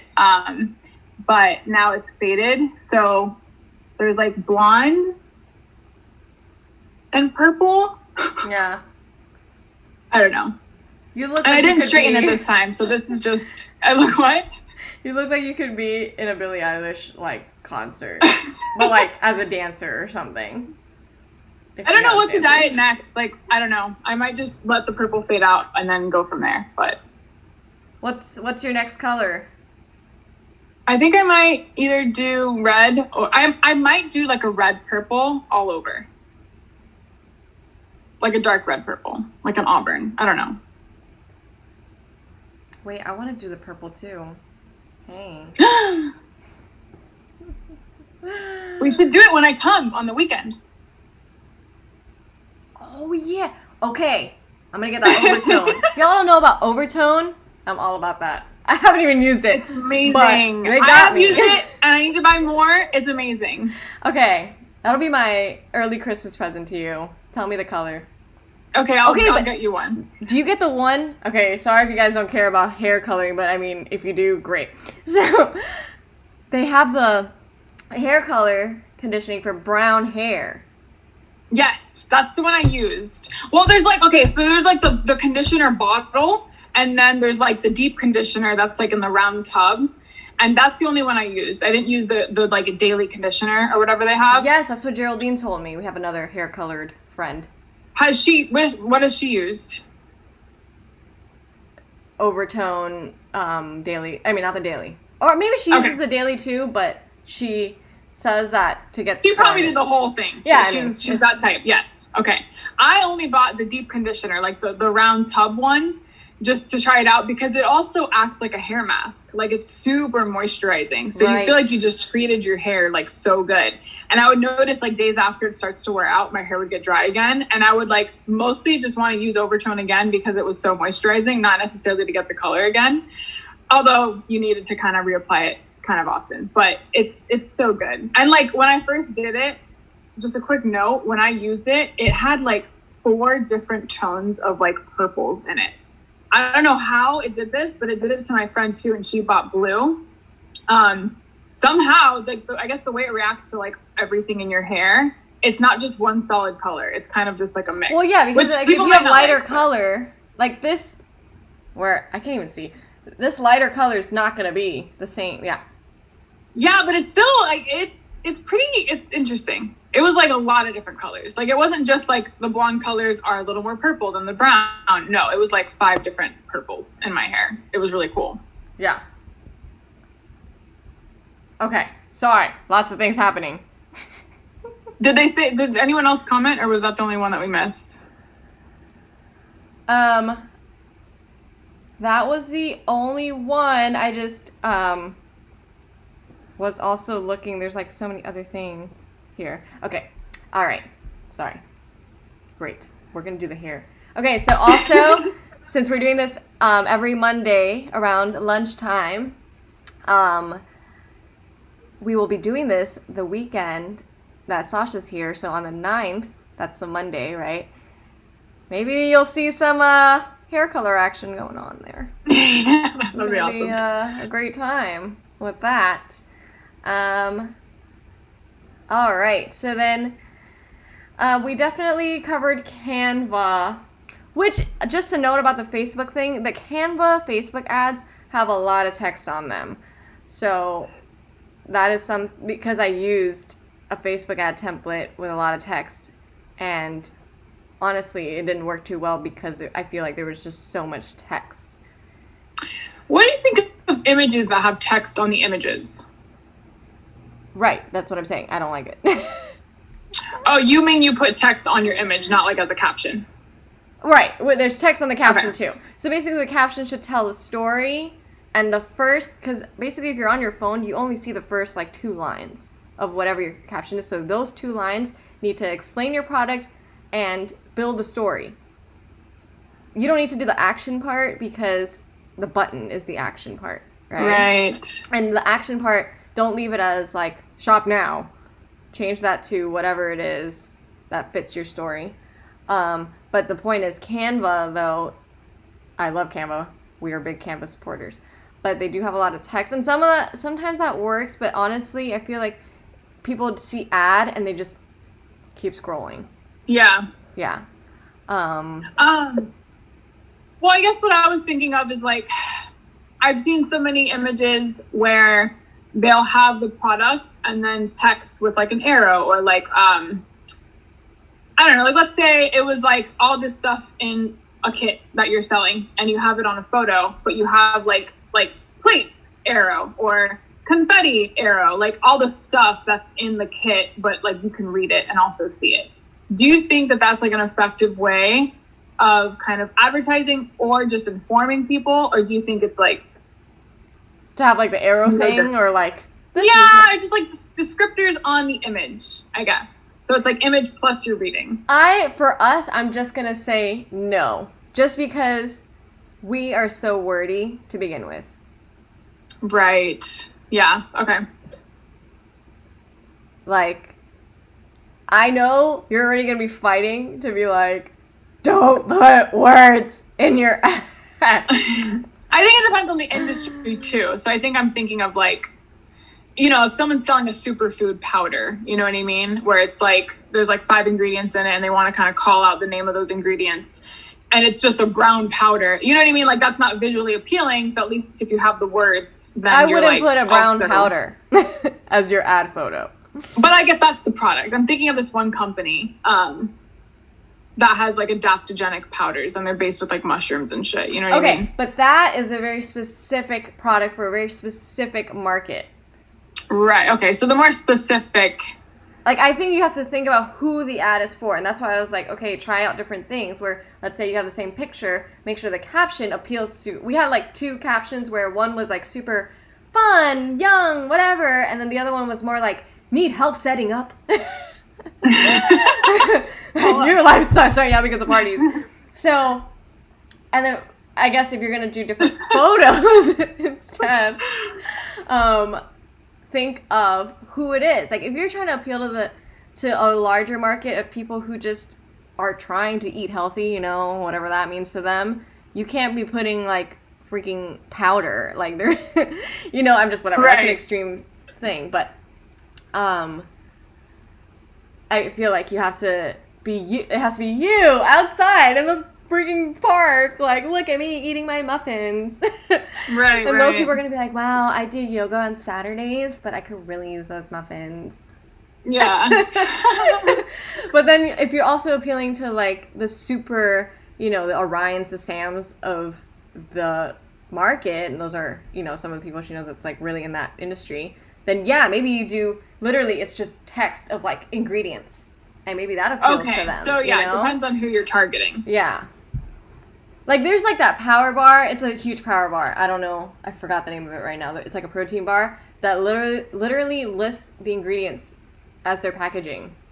Have you seen the RX bar. Yes. Yeah. I mean, that appeals to... It does not appeal to me. But that appeals to people who are really into fitness or wellness or whatever. So... Yeah.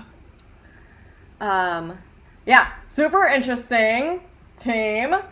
And again, if you're just joining us, we love any business questions, any party-related questions, any wellness, acupuncture, oriental medicine, whatever. That's healthy eating. Huh? Healthy eating. Healthy eating, colored hair, colored curtains. Tattoos. Tattoos. She's got a lot going on. She's definitely the cooler one of the group. No. I feel like we're like the yin and yang pair. It's perfect. Yes. Here. There. Oh yeah, I know. You had that on in the beginning and you took it off. Here. I'm gonna amp up my party side. Just a disclaimer, Kat did tell me to wear something Halloween, but she also said she'd remind me, and she didn't, so therefore I forgot. That was my reminder. Okay, can we just go look at the chat agenda really quick? Are you on the chat agenda? No. How are we Because gonna I'm on my phone.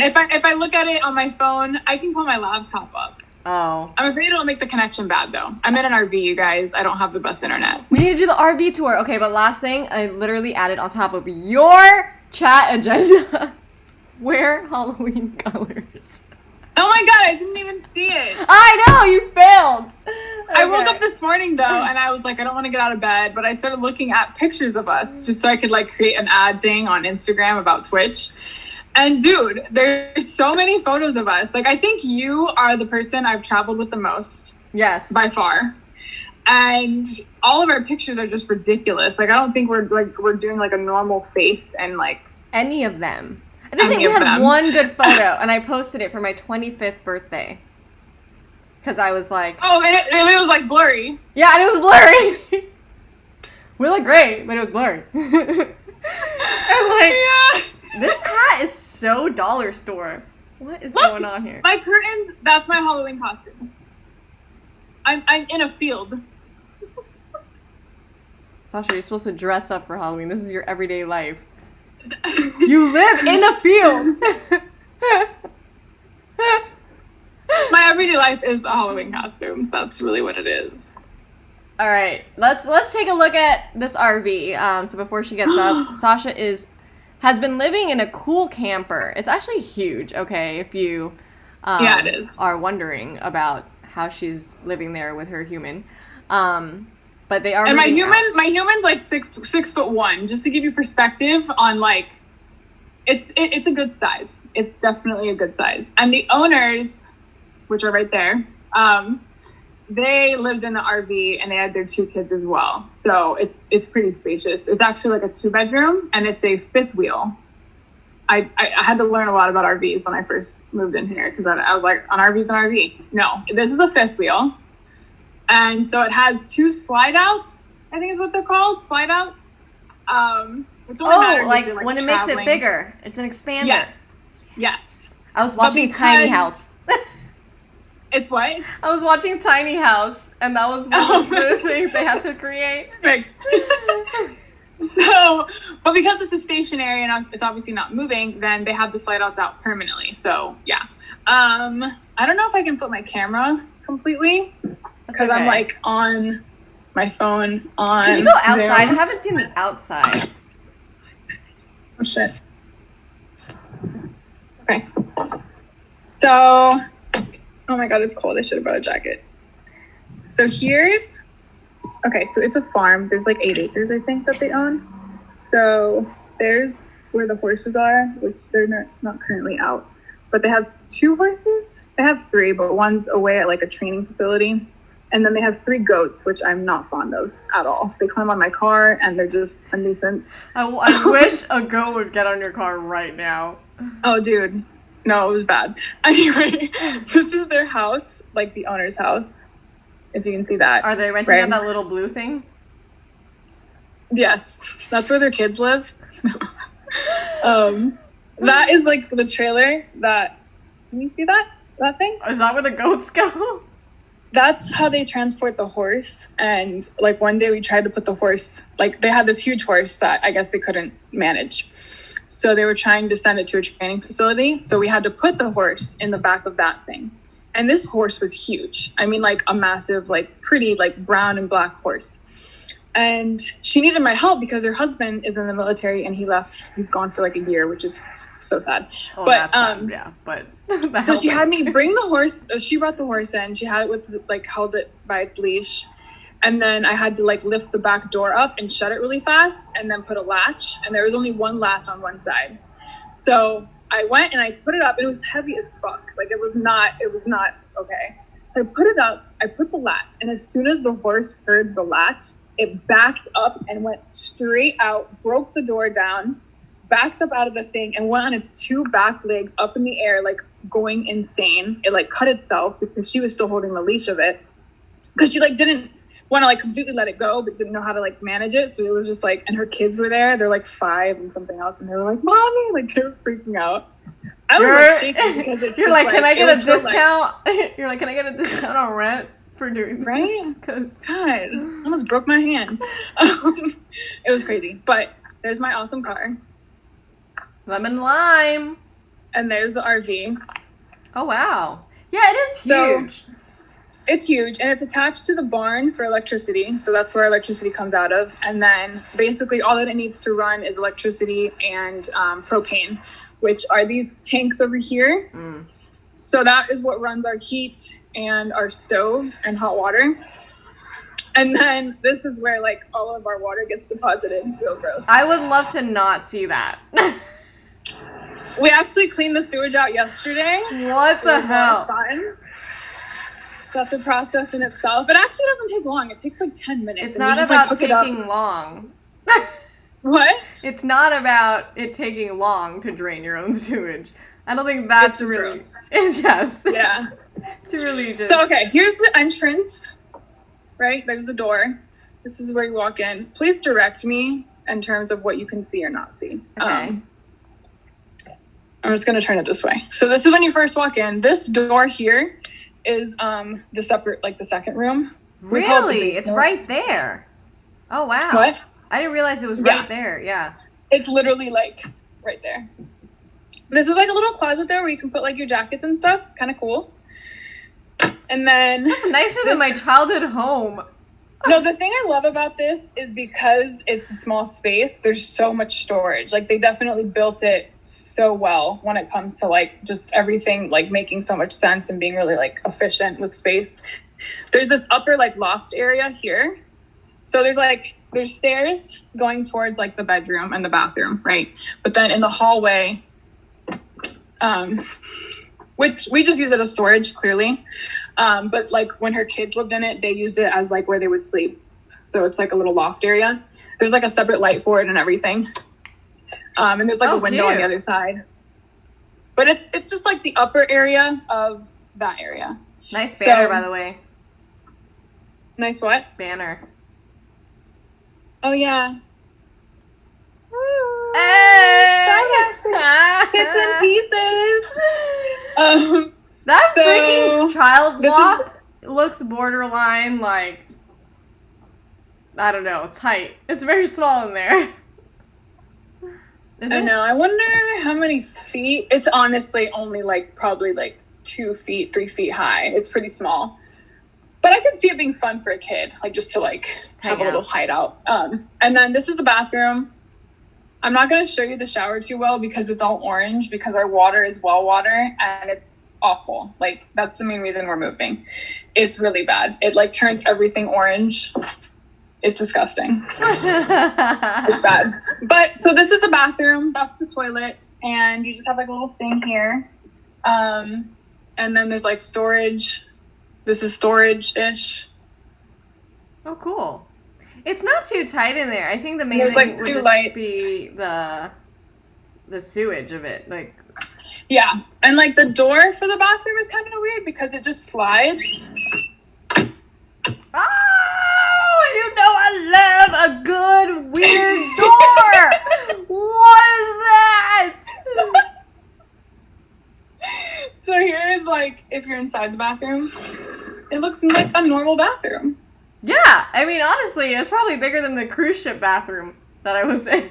No, the space in here is nice. And like it has like this little thing here and it has one above the shower too. So it gets good lighting. There's like so many windows. Like there's a window in the hallway. There's windows literally everywhere. And there's light switches everywhere. Like there's so many lights. And it also like in the walls, they have USB ports instead of like plugs. So you can just like put the USB cord modern, and charge your phone. Yeah. Our room's a mess because I need to do laundry. And it's also just 2 grown-ass people in a small room. But basically the room is just the bed because it's like, this is the door. That's like the closet. And then it's just the bed. Yeah. Bed. I feel like it's tight only because Dakota is freaking 6 feet tall. Yeah, and honestly, like, we have a lot of clothes. So, like, our dresser Oh, snap. You're cutting out. Thing. I'm losing you. I lost you. Can you hear Sorry, me team. now? We lost her. We lost her. Really? Yeah. Go back. How weird. Go back to your corner. It says it's you. Is it me? Is it me? I don't know, man. Is it better now? Yeah. Okay. Well, that was the room. Whatever. You have a washer dryer, right? Yeah, the washer. Oh, not a dryer, and that will explain the living room in a second. But the washer is in the bedroom, and I kind of want to show that. I'm gonna try it. Tell me if the connection gets fucked up. Okay. This is the closet. Boom. And then there's the washer. That's pretty And good. like even in here, I feel like it's pretty spacious. Like the closet itself is nice and big and deep. Has like pockets everywhere. I don't know. And it comes with like, it came with TVs already. But they weren't smart TVs. They had to be updated, but whatever. So that's the bedroom. Back to the main entrance right here.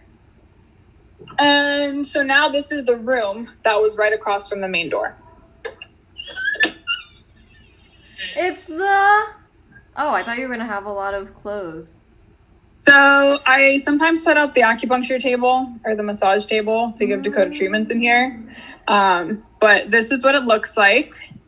So there used to be beds, I think, here where like kids could sleep or whatever. I think in like the original model. But I was going to try to make it like a pillow room. Shout out. But I kind of just bought 2 pillows and then never really used it. So like this area is here and it's kind of like a little lower, but then it goes all around here. And then there's this area, which like is where a TV would go essentially, but I filled it with like treatment stuff. So whenever I set up the acupuncture table here, I can like use there to like get my needles and everything. Oh, gotcha. But then there's like tons of storage in here and in here. I will say RVs are designed well in that way for storage. Oh my God, yeah, like unreal. I mean, I couldn't believe it. It's nice. And like the floors are nice too. And I like that they use wood a lot in everything that they did in this design at least. And like, again, how many windows there are. Kat knows I love windows. We both love windows. And yeah, so that's that extra room, which again, we call the basement. Just because it's like... It's like the cleanest room. I know. I mean, I'd only use it really to do yoga. Like, sometimes I'll do homework in there. I was trying to use it for, like, office space, but it's annoying to sit on the floor all the time, so I was like, eh. So now, this is the living room area. So, kind of just panning this way first. We have this set up because we don't have a dryer. Sorry for man's clothing. Shoe rack here. What? This is the living room, you said? Yeah. Okay. So this is like the beginning. I mean, this is the whole shot. Oh, so that's where you're sitting. Gotcha. Yeah. So this is... Dude, this is a nice space. It's really nice, honestly. Yeah, I'm going to miss it, but whatever.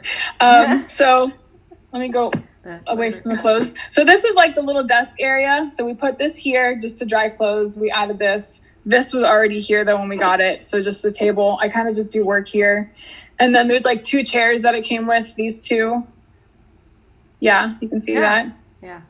Dude, that's awesome. And couch, which again, it already came with. And again, windows, light switches, like so many lights everywhere. It's crazy. That's like, whatever good mood you want. I feel like it's so easy to have like a dark corner because you're in a random... I mean, you're in a small space. Right. And wait, these freaking chairs. So you have this, which is like to recline it, right? There's so much going on in this freaking And then you RV. have a light for the cup holder. And you have a massager. What? Do you ever use that massage chair? I have twice. Only twice. The other one doesn't work either, like the massage and the other chair doesn't, because both of them have separate reclining stuff. So we usually, like when we watch movies, we sit here because the TV is right across from it. the TV, the big one with the drape over it, is broken. So we had to put in our own, which is the smaller TV, but it's also a smart TV. So whatever. These are the chairs here. This is another couch. It has a pull-out bed. We haven't used it though, and it's probably not comfortable, I would assume. That's a window behind my curtains, but I just put the curtains over it. In the winter time, like it's best to put up insulation in the windows because a lot of cold comes in through those. So we either usually have the shades down or like in that window, we have it insulated with like stuff. Yeah. They put it in. I don't know. But there's like a fan too and a light. It's like a real living room. It's weird. Yeah. They live there. Because there's stairs over there when you first walk in, and there's the attic, just to give perspective. The ceiling of this area is a lot taller. So it's like in the bedroom, it's pretty short, which sucks for Dakota. But like in here, it's very spacious. They even have like these nice little light fixtures in the kitchen. Yeah, it's nice. When you first showed me the kitchen, I was like, that's like a real kitchen. I know. And like when you think of renting an apartment, because I've rented many apartments, you never know who lived in there before, how many people have lived in there. So like what damages are done or like how dirty it's been or whatever. And then you also don't know like how updated the appliances are. But since RVs, or at least this one, was built pretty recently, everything's super, super updated, like really, really nice. And even the fact that they have USB ports everywhere to plug in your cords, like that's so awesome. Like, yeah, it's just amazing. And it even came with this little heater too, like a little fake fireplace heater. And then the kicker, which we didn't even know until we moved in here. This is a Bluetooth system for the speakers. So you can play your phone, right? Connect it through Bluetooth, and it plays throughout the entire RV, including the bedroom. Like there's speakers in the ceiling. I feel like this RV could be a great acupuncture studio. I know. I want to get an RV as an acupuncture studio. Because I mean, you got that Bluetooth thing. You got a separate acupuncture room. You got a little. That's so true. Main waiting area with a massage chair. I know. That's a good idea. So many things. So next week. Oh no, you're still there next week. But when do you move out? The 13th. The 13th. Okay, so after 13th. You're done with our photo shoot. Oh, crazy. I know, it's so soon. But yeah, so the Bluetooth thing's cool because you can connect your speakers, play it through the whole RV, and you can even control like the speakers in the living room, the bedroom, and outside of the RV. So like if you're having a party, you can like play the music outside. But you can turn off those speakers as well. So if you want it in the living room, you can turn off the one in the bedroom or whatever. But it's so nice. Like, I mean, the bass is nice. Like the speakers are top notch. You're a big speaker person. Because the TV connects to those speakers, because you can play DVDs through there, the movie is like surround sound. It plays throughout the whole RV as well. So that's pretty cool. Yeah. So that's the TV station. Again, there's so many like cupboards and storage stuff. And then this is the kitchen area. So this is like this gas stove, whatever, top. Oh yeah. There's a little oven as well, which I used recently, and it works pretty fine. And the How fridge. How many burners are there? I know that's a random question. There's 3. There's only 3. Cute. I feel like that's like old school. I like it. It's just gas, but I don't know. A couple apartments I had in Boston used gas, and they kind of look the same. They have 3? I don't know. Oh no, not the 3. I thought you meant like the way it's designed. Yeah, no, 3's weird, but it's because it's an RV. So this is the fridge, which is my other like favorite thing about this place because it has 2 freezers. Bro, what? I feel like there's so many things about this thing that are like, but you also get Bluetooth speakers and 2 freezers. I know. No, and especially for Botanobites, I needed a whole extra freezer. So it was just perfect in every way. Like everything about this place. And they like just pull out. It's so nice. And the fridge is like super nice too. I mean, it's just amazing. And then all the cabinet space as well. So it's like all this for the kitchen. Wow. That's including, also, I think, more than what we that. No, I know. It's going to be more than I'm going to have in the next place we live in, like, for but sure. No sewage. But the water's shit. But it helped too because when I store Botana Bites ingredients, I needed like extra cabinet space. So it was great, even though I have a small business. So wait, so even the water in the sink is orange or no? So this is the like island, which again, I was supposed to like clean and organize, but it's just impossible because we're always using everything here at all times. So yeah, but here's the sink. And I added this little like dish drainer thing here just to dry the dishes. But I mean, it's like normal water. It's not like orange or anything, but I don't know. It's weird. I've tried to Google it and stuff. And if anyone has any ideas, let me know. But like our porcelain cups have like black residue on them. And like if we leave them in the sink for too long, the water in the cups will turn like gray or black. Like that's almost, I guess, how it's reacting to that material. But then in the shower, the way it's reacting is just like orange deposits everywhere. Maybe it's like the pipes. I don't know anything about this, but maybe the pipes are rusting and it's orange. I know. That's what I told them. I was like, this can't be good long term to like be using. Like I'm sure there's a ton of rust in those pipes because this is like so much to come out. You know what I mean? Like anyway, so that's the RV. Cute. Hanging clothes. And I think that's it. Yeah. Oh, I got this cute rug from Target. Shout out to Target. Hey. Okay, so I think we're getting close to our end of our session. But thanks, team, for joining us today. Happy Halloween to everyone. I'm going to be working on some Halloween costume stuff, and I'm sure you... I want to see that! I know.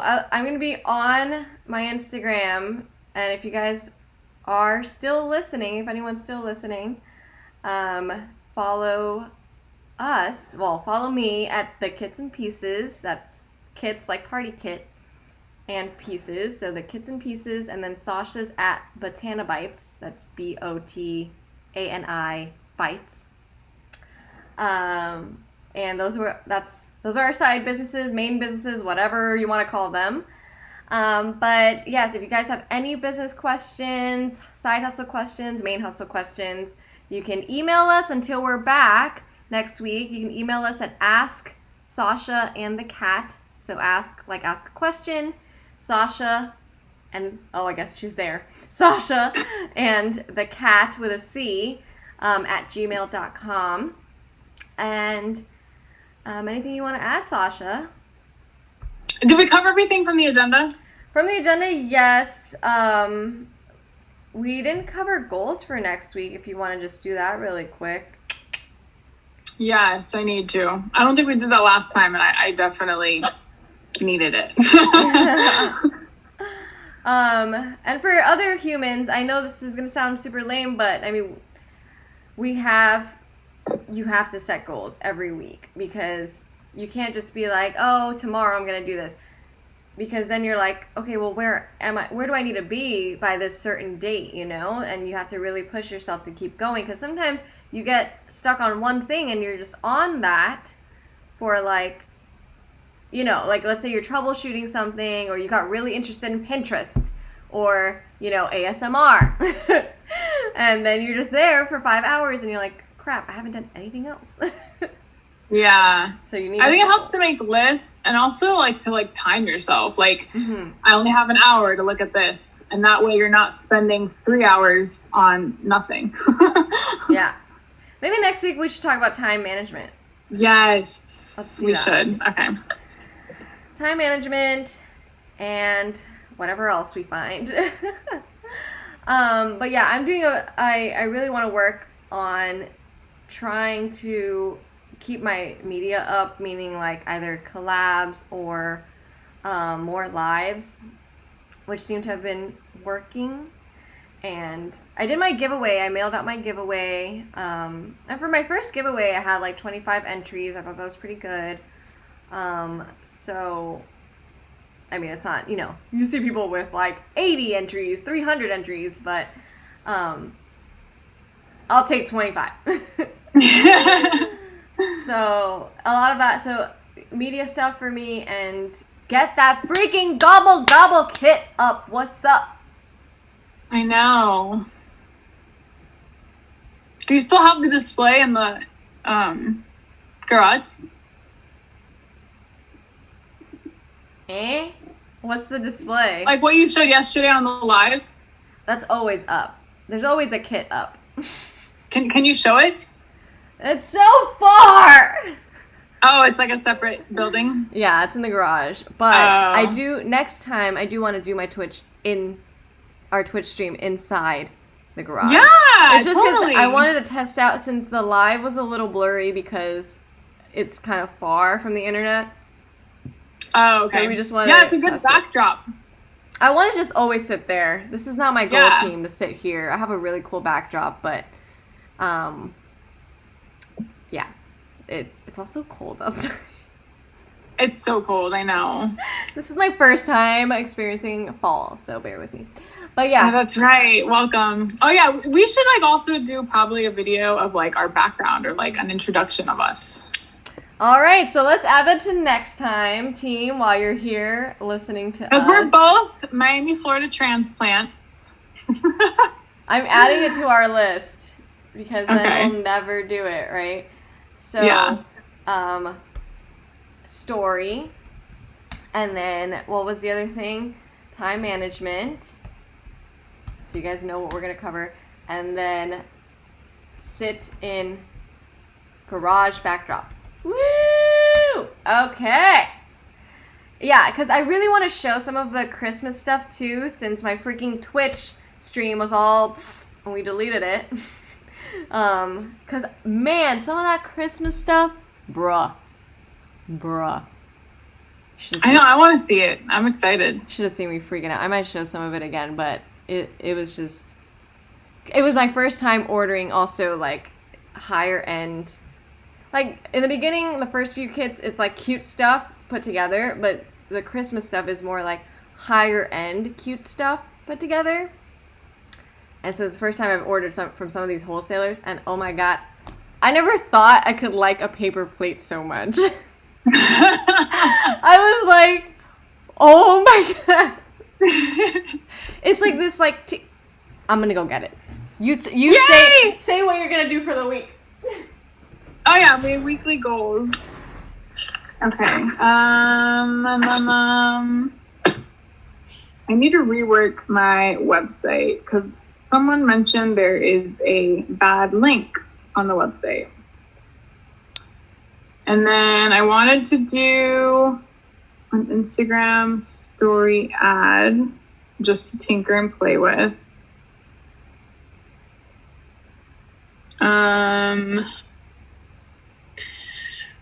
And then other shit for other things.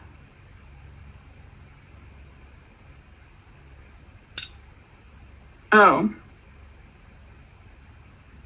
These videos are going to be on a YouTube channel that we're creating. So this week I plan to do the YouTube channel for Sasha and the cat. That way, if you prefer YouTube, you can just subscribe there instead of Twitch, because I think a lot of people we know don't use Twitch. And then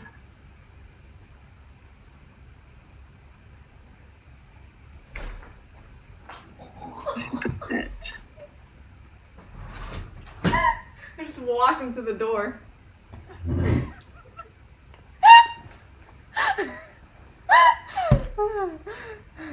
All right, recap. What is your weekly?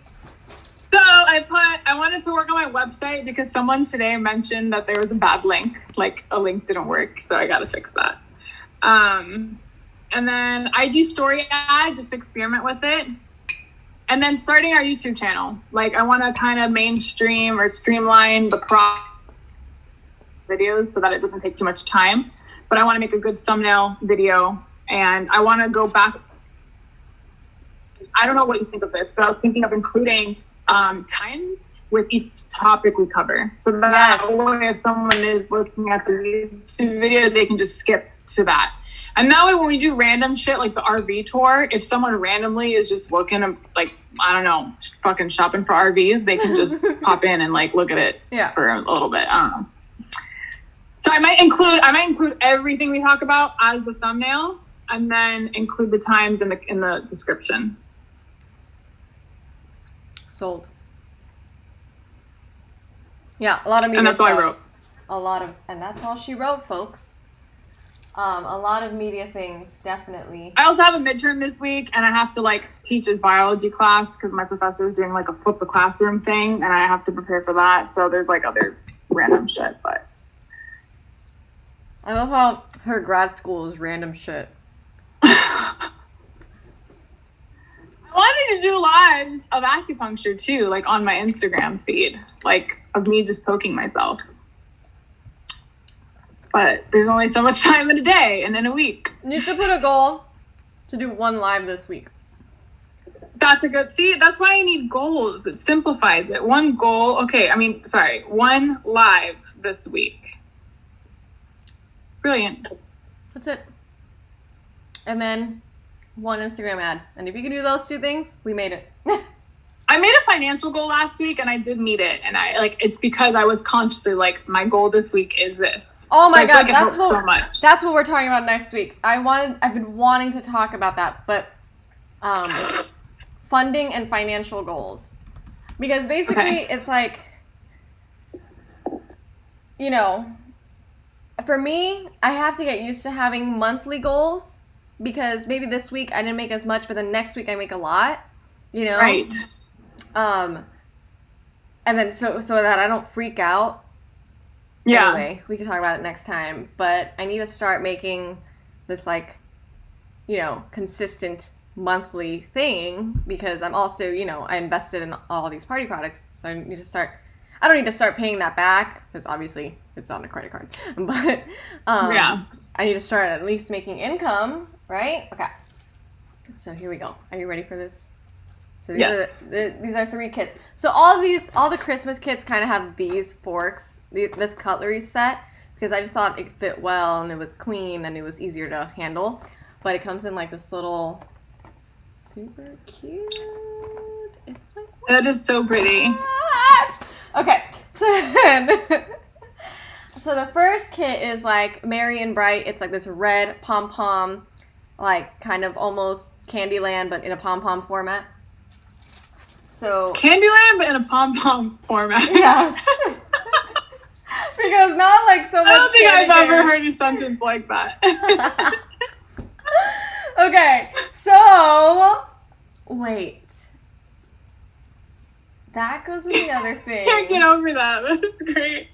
I'm like a what? little. Oh, I think these go together.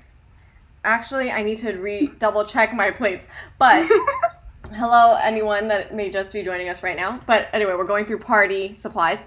Okay, so for her kits, for my party kits, yes. So these are Christmas. Okay, so it's like this. You get it like it's like pom pom red.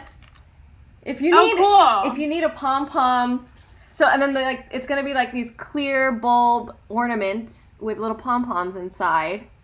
Oh, nice. So it's like a very pom-pom happy. It's very happy. It's called Merry and Bright. Okay. So then it has like, but look at can we just look at these plates? They're flat. Oh, wow. You see that? And then look at this thin rim. Oh. You see that? That's freaking amazing. I'm like, it's that is so nice. modern. And so it's like these 2 stack. Oh my God, I'm so excited. Oh shit, something. Okay, but then it goes kind of like with these like pom pom straws. Oh, that's cute. But if you're like, I don't know, I'm not convinced. Oh wow. Those are really nice. What? Oh my God. Look at that shit. That is so cool. Look at this. That is so nice. Okay, so then you're like, how do you even find something like that? Bro, that's what I'm telling you. There's like it's a whole other world. It's a whole other world. And I found these like cool, like if you need gift tags, they kind of have these like pom-pom, where am I? These little pom-poms come out, right? So, and then it's like a to from type thing. Oh my gosh, I thought they were so cute. Okay, but then, oh snap, I only brought one of this one. Uh-oh. Sorry. I'm just kidding. Well, you're not going to see this one, but this is from Slay All Day. But it's like, I love this color. It's like very I jewel-toned. was just thinking that. Jewel-toned. And then like it has napkins that are also like burgundy. Oh my god. Oh, Okay. wow. But then this is the No Place Like Home plates.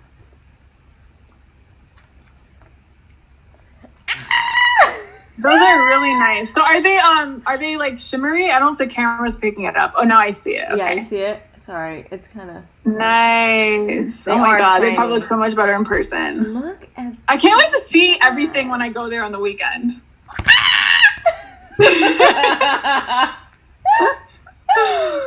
I can't wait for you to help me make it come to life. Because also it's like sometimes we see it and it's cute, but the picture needs to yell it, you know? Yeah. So it's like a whole life. No, I'm so there. excited. I'm really excited, and I want to be organized for when you come to do the photo shoots because it can get exhausting really quickly if we're trying to look for things. But yeah, anyway. All right, team. So we have our goals to do for the week, and I hope you guys are setting your goals for your side hustle, main hustles too.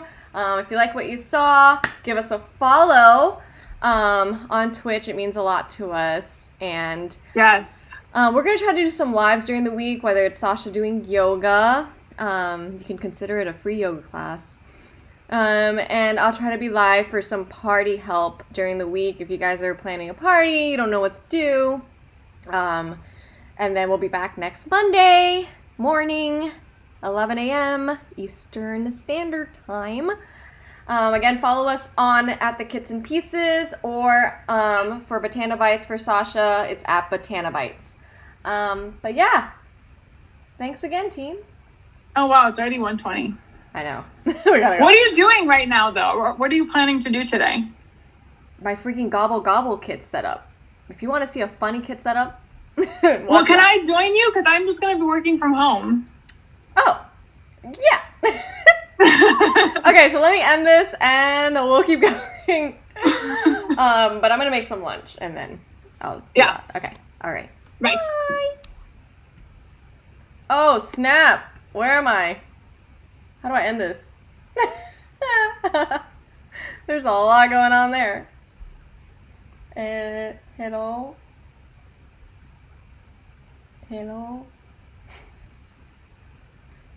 Where is the Y? Oh, here it is.